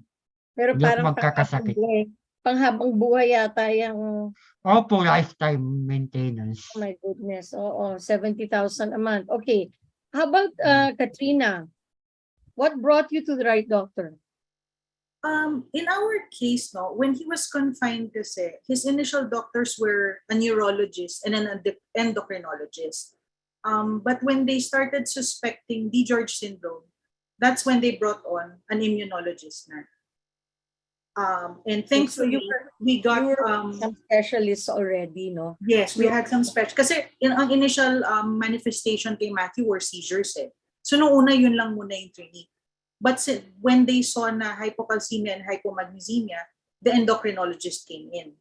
But since the two hospitalizations were 10 days apart, and then in the second one, meron na siyang, he had an infection that, he had staphylococcus, staph infection, so he needed IV antibiotics at that time.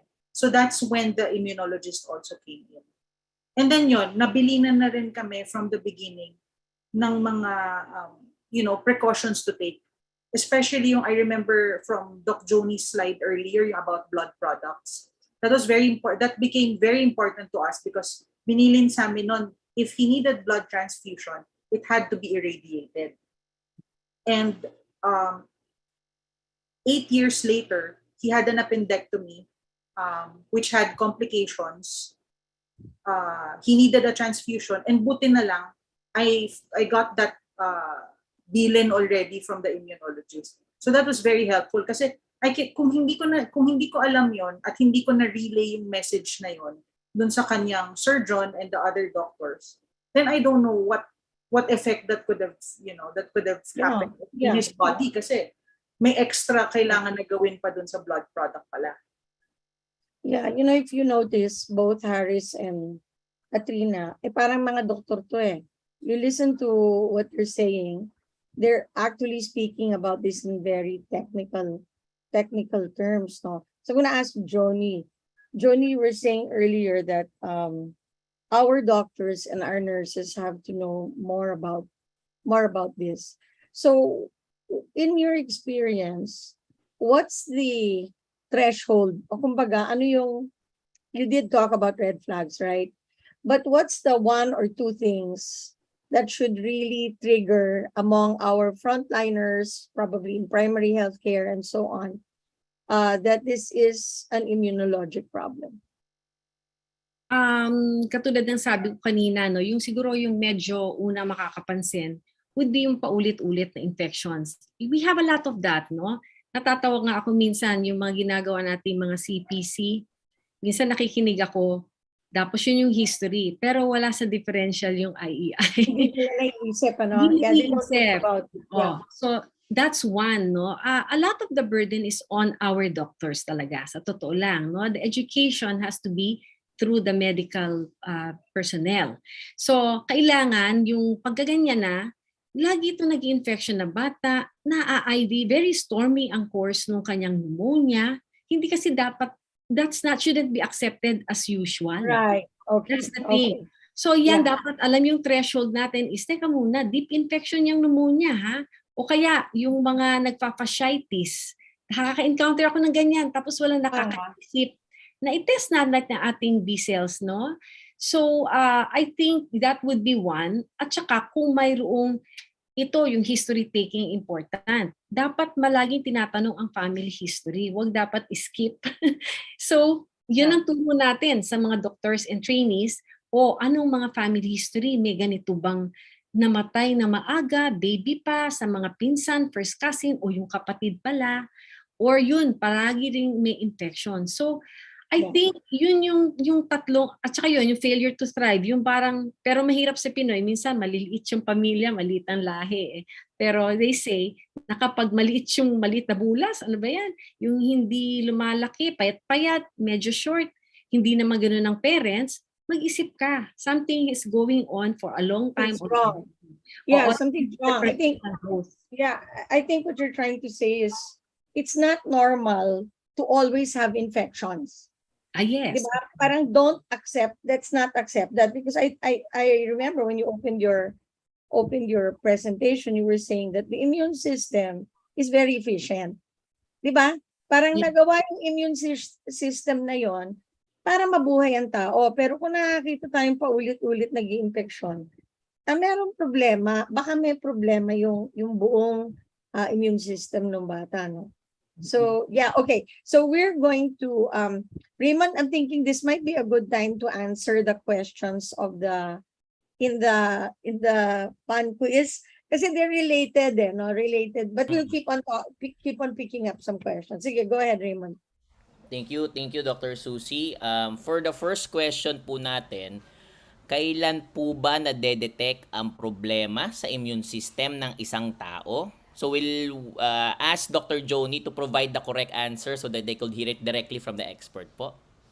Okay. Ang sagot ay all of the above. Kasi di ba, it can be any age, pati adults pwede yan. So all of the above.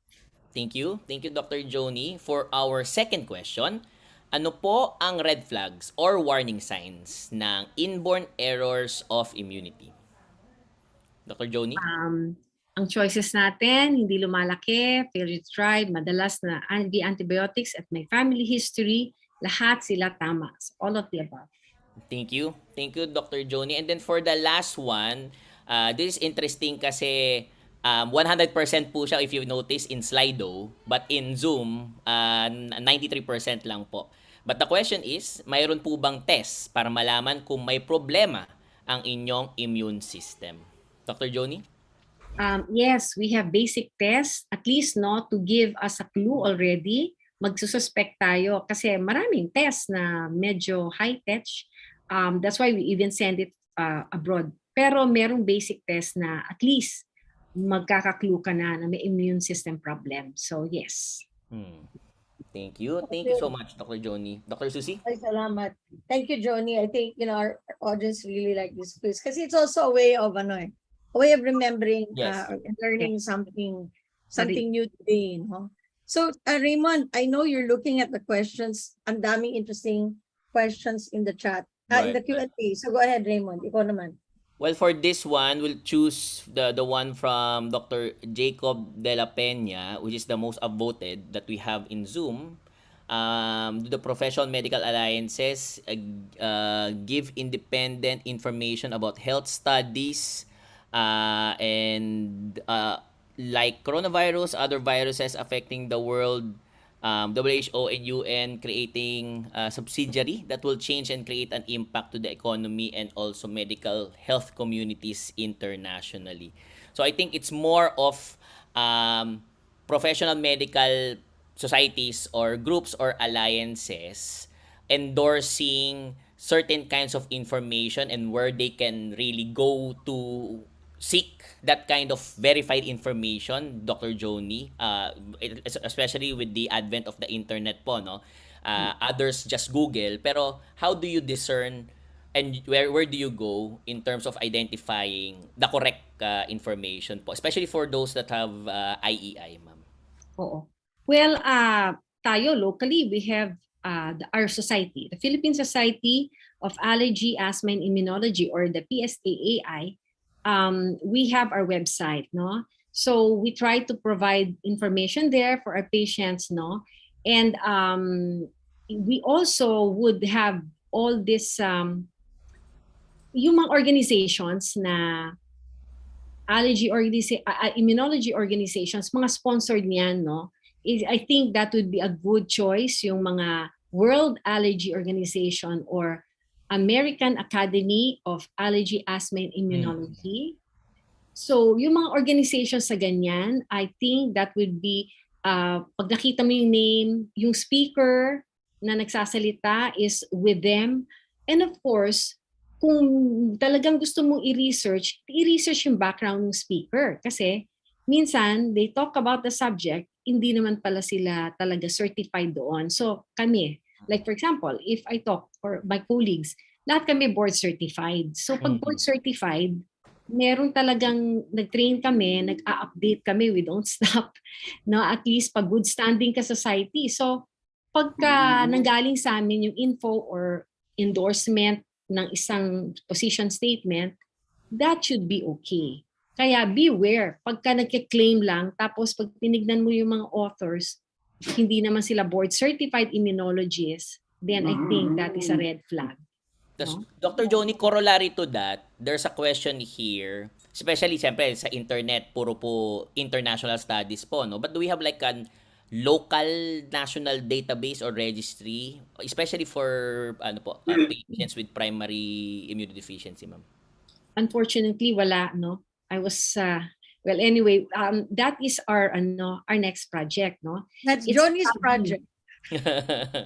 It's a study. Syempre, it will also have a cost, no? But we're trying to work out. We've started with a protocol, so it's really has to be started, no? And kailangan rin natin makakolekta ng patients, ng cases. Ang hirap isipin, mag-start ka ng registry, saan mo kukunin yung cases? Kukuha ka ng cases, kailangan marami na diagnose. Pagka magda-diagnose ka, it has a cost. Paano kaya yung patients? Can they afford it? So parang, who's gonna support that? Wala namang mandate. Wala tayong Z package.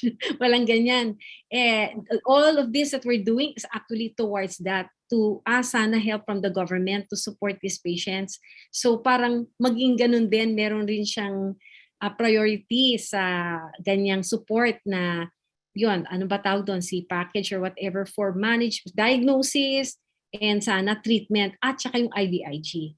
Kasi ito, pagka sa ibang bansa kasi may support ng government, they are subsidized yung IVIG nila. So really, the registry is very important. So we just have to start doing it nga. Tsaka no, parang life-saving yan no, yung IVIG. So it really has to be something that is freely available to patients. Kasi without it, you're gonna die, right? Parang ganun yes, in short, oo. Kasi it's amazing, no? Iba-iba, 485 genes, different disorders, pero a majority will benefit from it kahit na ano pa yung different classes. So, dapat i-cover ng PhilHealth, no? Oo, andyan siya. It's available. So, Sana nga. So we want to work towards that. We're appealing to Right, people. right. Yeah. Okay. So I'm gonna ask Katrina, do you have a question for Dr. Joni? Doc Johnny, kasi when we first started, no, when Matthew was younger, syempre, alam mo na kagad, so immunocompromised. One thing na we were trying to do before was to support his immune system. Parang hanap ka lagi ng hanap. How can we boost his immune system? Diba? How can we help his immune system be stronger to hopefully be able to fight infections better? So, meron ba talagang ways for PID patients to support their immune system, their immune function, or to boost their immune function? Okay. Actually, since we're talking about IEI or PID patients, so talagang pinanganak sila na merong problema sa genes, yun mismong simula. So unfortunately, kung hindi mo yan mabago, hindi mo ma-change yung situation. So kung yung iniisip mong parang permanent, ganyan, no, wala talaga. Now, aside from, of course, the usual taking care of your body, wag mo abusuhin, wag kang magdagdag ng negative influence. So, yun pa lang. Basic, wag mag-smoke, yung mga alcohol, wag na lang, kung pwede, moderation or zero. Tapos yung matulog ng tama because, even sleep influences the immune system. We know that. And even the attitude, we've been reading about this mga non-medical. Yung laughter, happiness, yung ganyan, it does something to their immune system, no? It's a positive reinforcement. So, yung mga bagay na yon, that can be done, no? Yung meditation, all positive vibes. Merong neurological effect kasi na connected sa mga function ng B cells natin, okay? T cells natin. So, alam mo, these are not new things, no? It is advice for everyone and more so, I think, for IEI patients. Pero pag sinabi mong, meron bang supplement? Meron bang diet? Wala, unfortunately. Walang ganon. Huwag kayong maniwala.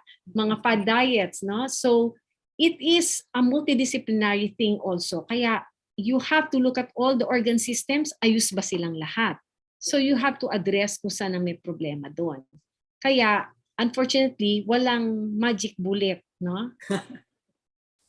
Yeah. About Harris. Harris, do you have a question for Dr. Joni? Doc, ang tanong ko lang po, kasi yung pagkalabas sa akin ng nanay ko, inborn, wala akong sakit. Na-diagnose lang po ako ng PID nung nagka-thymoma po ako. Doon na nag-start, nag-start ang thymoma. Doon na po nasira ang immune system ko. Nagbaba, tapos nag-lose po ako ng weight. Oo nga eh. Like I said, no, minsan, hindi nahahalata ng mga doktor mo nung bata ka pa. Meron na palang telltale signs, meron na palang mga nangyayari sa'yo. Pwede nga hindi infection eh, pwede mga autoimmune. For example, yung mga cases na nag-anemia. Anemia lang, no? Tapos, o kaya medyo nagpapasa-pasa, low platelet. Di ba na-mention ko yung penetrance? Yun yung degree ng severity ng kahit anong disease. Minsan, iba-iba ang penetrance sa kada tao. So maaaring sa'yo, hindi ganun kalala nung umpisa. Pagkatapos, remember what I said, merong environmental factors na nag-change ng genes natin. Pwedeng chemicals, radiation, sa additives ng food, na pagka tinamaan niya, yung genes mo at that time, doon magpo-full manifestation yung IEI mo. Tapos, may mga IEI na iba-iba rin ang degrees of expression. For example, yung kay Matthew, yung di George, may tinatawag tayong incomplete, may partial, merong complete di George. Ibig sabihin nun, ano yung mga parts ng body natin affected. Kasi ang di George, hindi lang naman yung thymus, hindi lang yon ang heart pwede, at saka yung immune cell. So, minsan, incomplete di George, hindi naman nabuwag lahat yung sa thymus niya.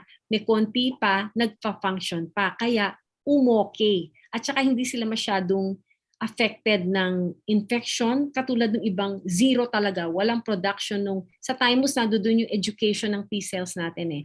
Wala talaga. So, yung kay Matthew, malamang may tira, at saka kaya nakabakuna siya, no? Nakaya ng body niya. So, thank God, no? With COVID ngayon. So, pwedeng ganoon. Depende sa type ng IEI mo, kung fully expressed siya or not. Okay. You know, we're approaching the top of the hour, but I think, Raymond, you want to do one more question? So, for one more question, and I think that's something that people oftentimes ask, is it often that patients with IEI are they mistaken po for having HIV or AIDS, especially yung mga nasa adults na po, Dr. Joni? Yes, in fact, pag tinignan mo, similar ang depende no kung anong IEI, but yes, definitely yung mga may combined immune deficiency, no, kasi pareho yung tinamaan, yung T cells. Kaya present sila ng mga recurrent infection, mga adverse reactions sa drugs, tapos ang lang is kasi meron din sa adults, right? So kailangan mo talaga sa amin, pagka merong suspicion ng IEI, laging rule out mo muna ang HIV. Palagi yun. So, tetest mo talaga. Kaya minsan, mahirap i-distinguish. Yeah, okay, great. Thank you so much. Okay, we could go on and on, but we are running out of time. And I'd like to thank our expert, Joni Santos-Ocampo, and our two patients who are with us today. We're going to give you a few minutes to formulate your parting words for the audience. Meanwhile, Raymond's going to run an evaluation. Thank you. Thank you so much, everyone. So this evaluation poll is the only evaluation poll that we have. We do not send out a separate one. And we hope, especially for those who are in the Zoom, will be able to participate and place your feedback in the poll screen that you see in front of you. It's a 4-point Likert scale with 5 questions as follows. Number 1, the panelists demonstrated thorough knowledge of the topic. Number 2, the panelists were well prepared and organized. Number 3, the panelists spoke clearly and audibly. Number 4, the panelists used appropriate language, technical medical jargons adequately explained. And finally, the panelists contributed to new perspectives and knowledge on managing various key health issues. We will not be closing this evaluation poll until the end of the webinar as we move on to the final messages to our audience from all of our speakers. Dr. Susie? Okay, thank you so much. Makikita niyo yung palakpakan, ano? Palakpakan nga natin yun. Thank you so much po to all of our speakers, especially to our patient advocates and patient speakers. Really, so much we learned today, no? Okay, so let's have our parting words first from Katrina. So, like what Doc Susie said, no, we can really go on and on to talk about this, no. But a few things that I want to share, no. One of the best advices I received as a parent of someone with D. George is, this is a marathon, not a sprint. So I think it's also something that can apply to patients with PID, whether you're the caregiver or the patient. Sometimes din kasi nakakalimutan natin ang caregiver. May tinatawag din na caregiver fatigue. So kung may kilala kayo na someone na nag-aalaga ng someone with PID, kamustahin nyo. Kamustahin nyo sila. Try to find out how you can help. Or just lend a listening ear. It's very easy to get burnt out and stressed out with this kind of medical condition. Another thing is to build your village. As a patient and as a patient advocate, build your village because you need a good support system. Whether it's your family, your friends, therapists, your doctors. You also have to remember, you and your doctors, you're a team. Think of yourselves as a team. Kasi usually it's a multidisciplinary approach to taking care, managing PID. So you may need a number of specialists that you will see regularly. Matthew actually sees 10 doctors regularly. Yes, he sees 10 doctors regularly, and Sometimes, like Harris, you will need to, diba, si Harris mentioned earlier, he needed to get a second opinion. Sometimes you will have to, kasi you need to be confident with your team. But, be open also with your doctors about it. If you have questions, ask questions because they're there to help you. Kumbaga, you work as a team. I think that's very important. Thank you very much. That's Katrina, the mom of Matthew, who has IEI. Okay, let's go to Harris. Harris, ikaw naman, what are your parting words? As a PID patient, ang i-share ko lang po na yung sa gamutan talaga namin napakamahal. Napakamahal na gamutan. Kung ititigil namin yung IVIG, yun na pag magkakasakit talaga kami, and sana magawa ng paraan ng government na matulungan kami. Yun lang po. Tapos i-share ko lang po na hindi po kami nakakahawa na PID patient na sometimes tama may mistaken identity na ay baka may ganyan sakit. Kung i-clarify ko lang po na primary po itong sakit namin, hindi acquired. Oo.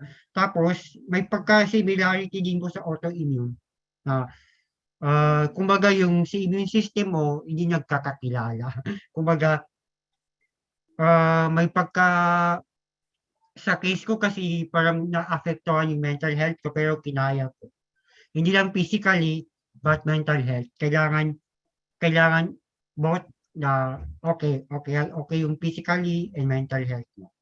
Kasi mahirap talaga itong case ko na I cannot, kumaga, liquid lang kinakain ko ngayon.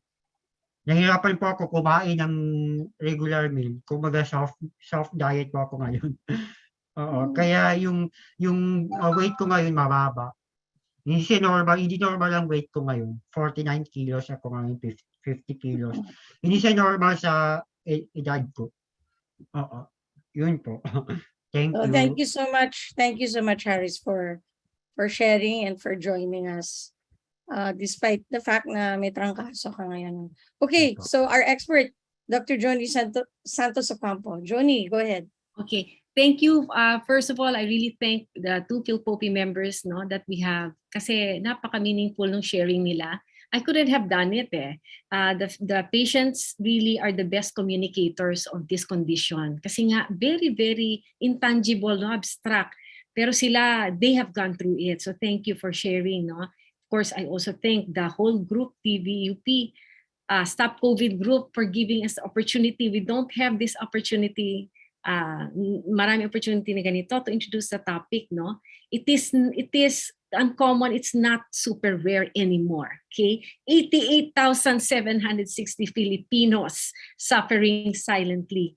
So I guess my main message would also mainly for our doctors, our training. I always say, please make sure your curriculum in the medical schools include this, no? And the updates. So doon talaga kasi nga mahirap i-detect ng patients to. And update yourselves, no? And andito kaming immunologists, ask us. You go to our website, you can find your nearest one according to your area. And then for the patients, katulad sinabi ni Katrina, I was gonna say, yes, please. Huwag kayong mahiya magtanong. Pag merong off, may nafe-feel kayo, may gut feel ang mga parents, I believe that. Something is off with my child, hindi dapat ito nangyayari. Follow that. And then go and seek consult. Mag-second opinion kayo, even third. That is your right. So this is not a simple disease, but it has lifelong consequences and consequences within the whole family and generations. So that's why it's very important to know about this disease. Thank you. So thank you very much. This is Dr. Johnny Santos-Ocampo. And thank you, Johnny, for your presentation. We're going to watch it again. We know you put a lot of effort into that, but you just explained it so well to everybody. Thank you. So we've got a summary from the Deputy Director of the Philippine General Hospital, our very own Dr. Stella Jose. Stella, over to you. Hello, everyone. Thank you to Dr. Jody Santos-Ocampo for gracing our webinar. Also, Harris, Baraguir, and Ma'am Katrina Villareal. To summarize our webinar for this afternoon, Dr. Joni Santos-Ocampo reviewed the pathophysiology and the mechanics of our immune system. And she said that the immune system, the first part was the entry point of the you have the lymphoid organs, the cytokines, the chemokines, and the defense system against the microbes, the immune surveillance, and we have to maintain balance. And she also mentioned that in the lungs, there's an innate immunity, the epithelial barriers, and then we have the mast cells, the natural killer cells, the complement system, and the dendritic cells.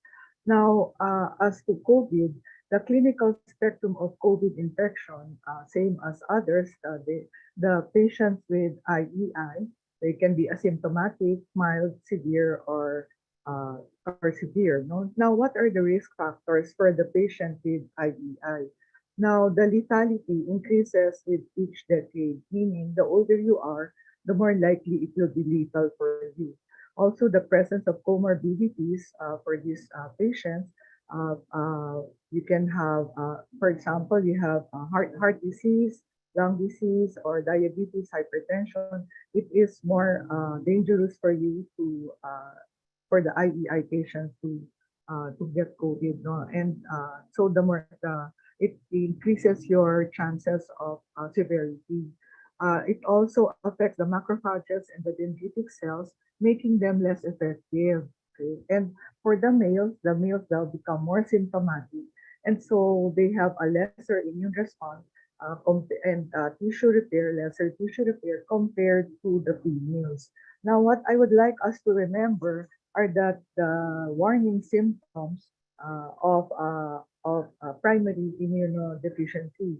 Now, the 10 warning symptoms, I will not anymore repeat that part, but mention was made by Dr. Jody that failure of an infant to gain weight normally or grow normally is a warning sign, and also the need for IV antibiotics to cure infection, and also family history of immunodeficiency. So those are the warning signs. Now, she mentioned also that if not diagnosed, there are 88,760 Filipinos who have IEI. No? And what was striking was the mention of the use of IVIG replacement treatment, and it improves the quality of life, and more than 70% will improve. And for infection control, we should give them also vaccines, including COVID-19, okay, and prophylactic antimicrobials. In her summary, she mentioned all the I'll go back to COVID-19. And in a study of 1,210 patients, 31% for pediatric patients, so it is one-third of the population. The severity, the mortality is 4 times in the general population, no? 4 times severity. And 23% of the pediatric patients are severe, no? And fatality rate is 870 times the general population. So really, our patients with IEI should really be vaccinated, no? And I would like to mention, because it was repeatedly mentioned about IVIG. Here in the PGH, IVIG is available, and we give that for free, no? For indigent patients, it is free. And I remember it costs like 100,000 per vial, and I remember there was a time that we gave out 2 million worth of IVIG. No? So it is not far from our reach. It is available. Now, in the summary of Dr. Joey Santos-Ocampo, she said 5 things. No, the immune system is efficient and complex, and any breach in the immune system can mean serious complications. She also said that high index of suspicion, like doing basic labs, can help can help these patients so that they can be referred to a specialist. Timely referral to a specialist, to an immunologist, will have an impact on the on the mortality and morbidity. Sorry, kasi OB ako, kaya maternal palagi nasasabi ko. Okay, so mortality and morbidity of these patients. So, and also the combined understanding of the mechanism of IEI and its effect on COVID on the immune system can lead to better prioritization of resources. And lastly, she mentioned the optimal management of infection plus IVIG can significantly improve survival and quality of life among IEI patients. So please remember that you have to be happy. It will improve your immune system. You have a positive outlook in life. And meet your friends, create a village. Yun ang sinabi naman ni Katrina Villareal. And I appreciate her testimony of her son who has the George syndrome.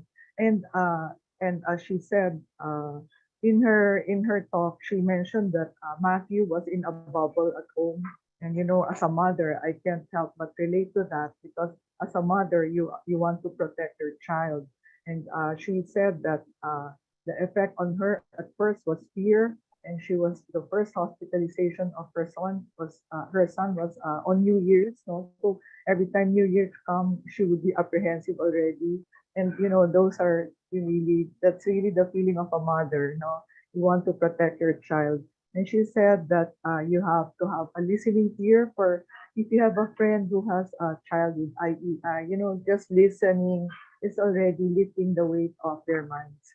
And from Harris, he had the long road to this condition because he was diagnosed at 23 years old, and he is now 30. So it has been quite a while for him, and but still, no, Harris, you're still in a good place kasi it was diagnosed, and many get to be older than you that they are undiagnosed. So to me, that's already an advantage. You met the specialist and you are given treatment.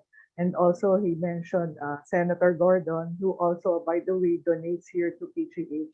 And we thank him for helping people like Harris. Over to you, Susie. Nako, thank you very much, Stella. Ang ganda na naman ni Stella.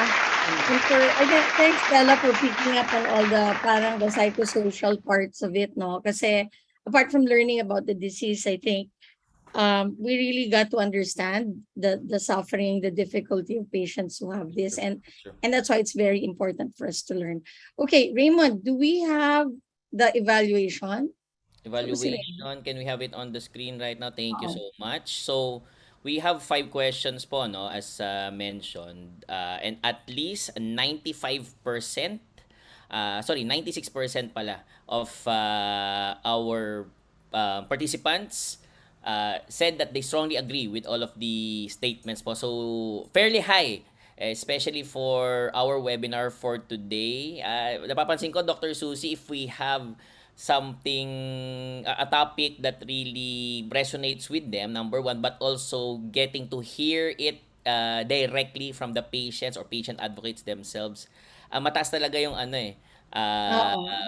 their appreciation and their familiarity also, just maybe because they resonate with the story. So thank you Saka again. you'll remember it, eh. Yeah, I that's think true. when you, I mean, I guess for us, for doctors also, it's the same, eh. We remember when we learn more about the personal lives of our patients. So we're very grateful to Harris and Katrina for sharing with us today. Okay, next week, naku. Okay, all the way from Davao, and she's well known in Davao at the SPMC. The head of the Children's Cancer Institute, May Dolendo, is going to be our speaker. She's going to talk about cancer in children and COVID-19. So lahat ng mga taga Davao, taga Mindanao, full force tayo, ha. Show of support for May Dolendo, who's actually internationally known for her work on children with cancer. But she's going to talk about COVID, and we're going to have some of the Ateneo volunteers who help children with cancer from KITE, and so on. So really looking forward to next week. And also looking forward, i-try nyo naman yung Channel 101 manood kayo sa TV. Signal. pwede niyong panoorin ulit eh. Very, very, very interesting, no, na lilipat na tayo sa mainstream TV. Okay, over to you, Raymond. Thank you, Dr. Susie. Before we conclude our program, we'd like to thank the very hardworking team behind the Stop COVID Deaths webinar series who help us make this learning series possible and help us churn out quality content every week. We'd also like to point out that all of our Stop COVID Deaths webinars, they are all archived for viewing at the TVUP YouTube channel. So just go to youtube.com/TVUPPH for you to see the 117 webinars, and then after today, 180 na po siya. Especially, marami pa po tayong matututunan talaga when even if you watched it, you watch it again in the playback, may mga something will trigger in your mind to help you out. So again, we hope to be able to see you next week. This formally closes our webinar for the week, and we look forward to your company again next Friday from 12 noon to 2 p.m. It's a date. Together, we can stop COVID deaths. So keep safe, keep healthy, and see you online.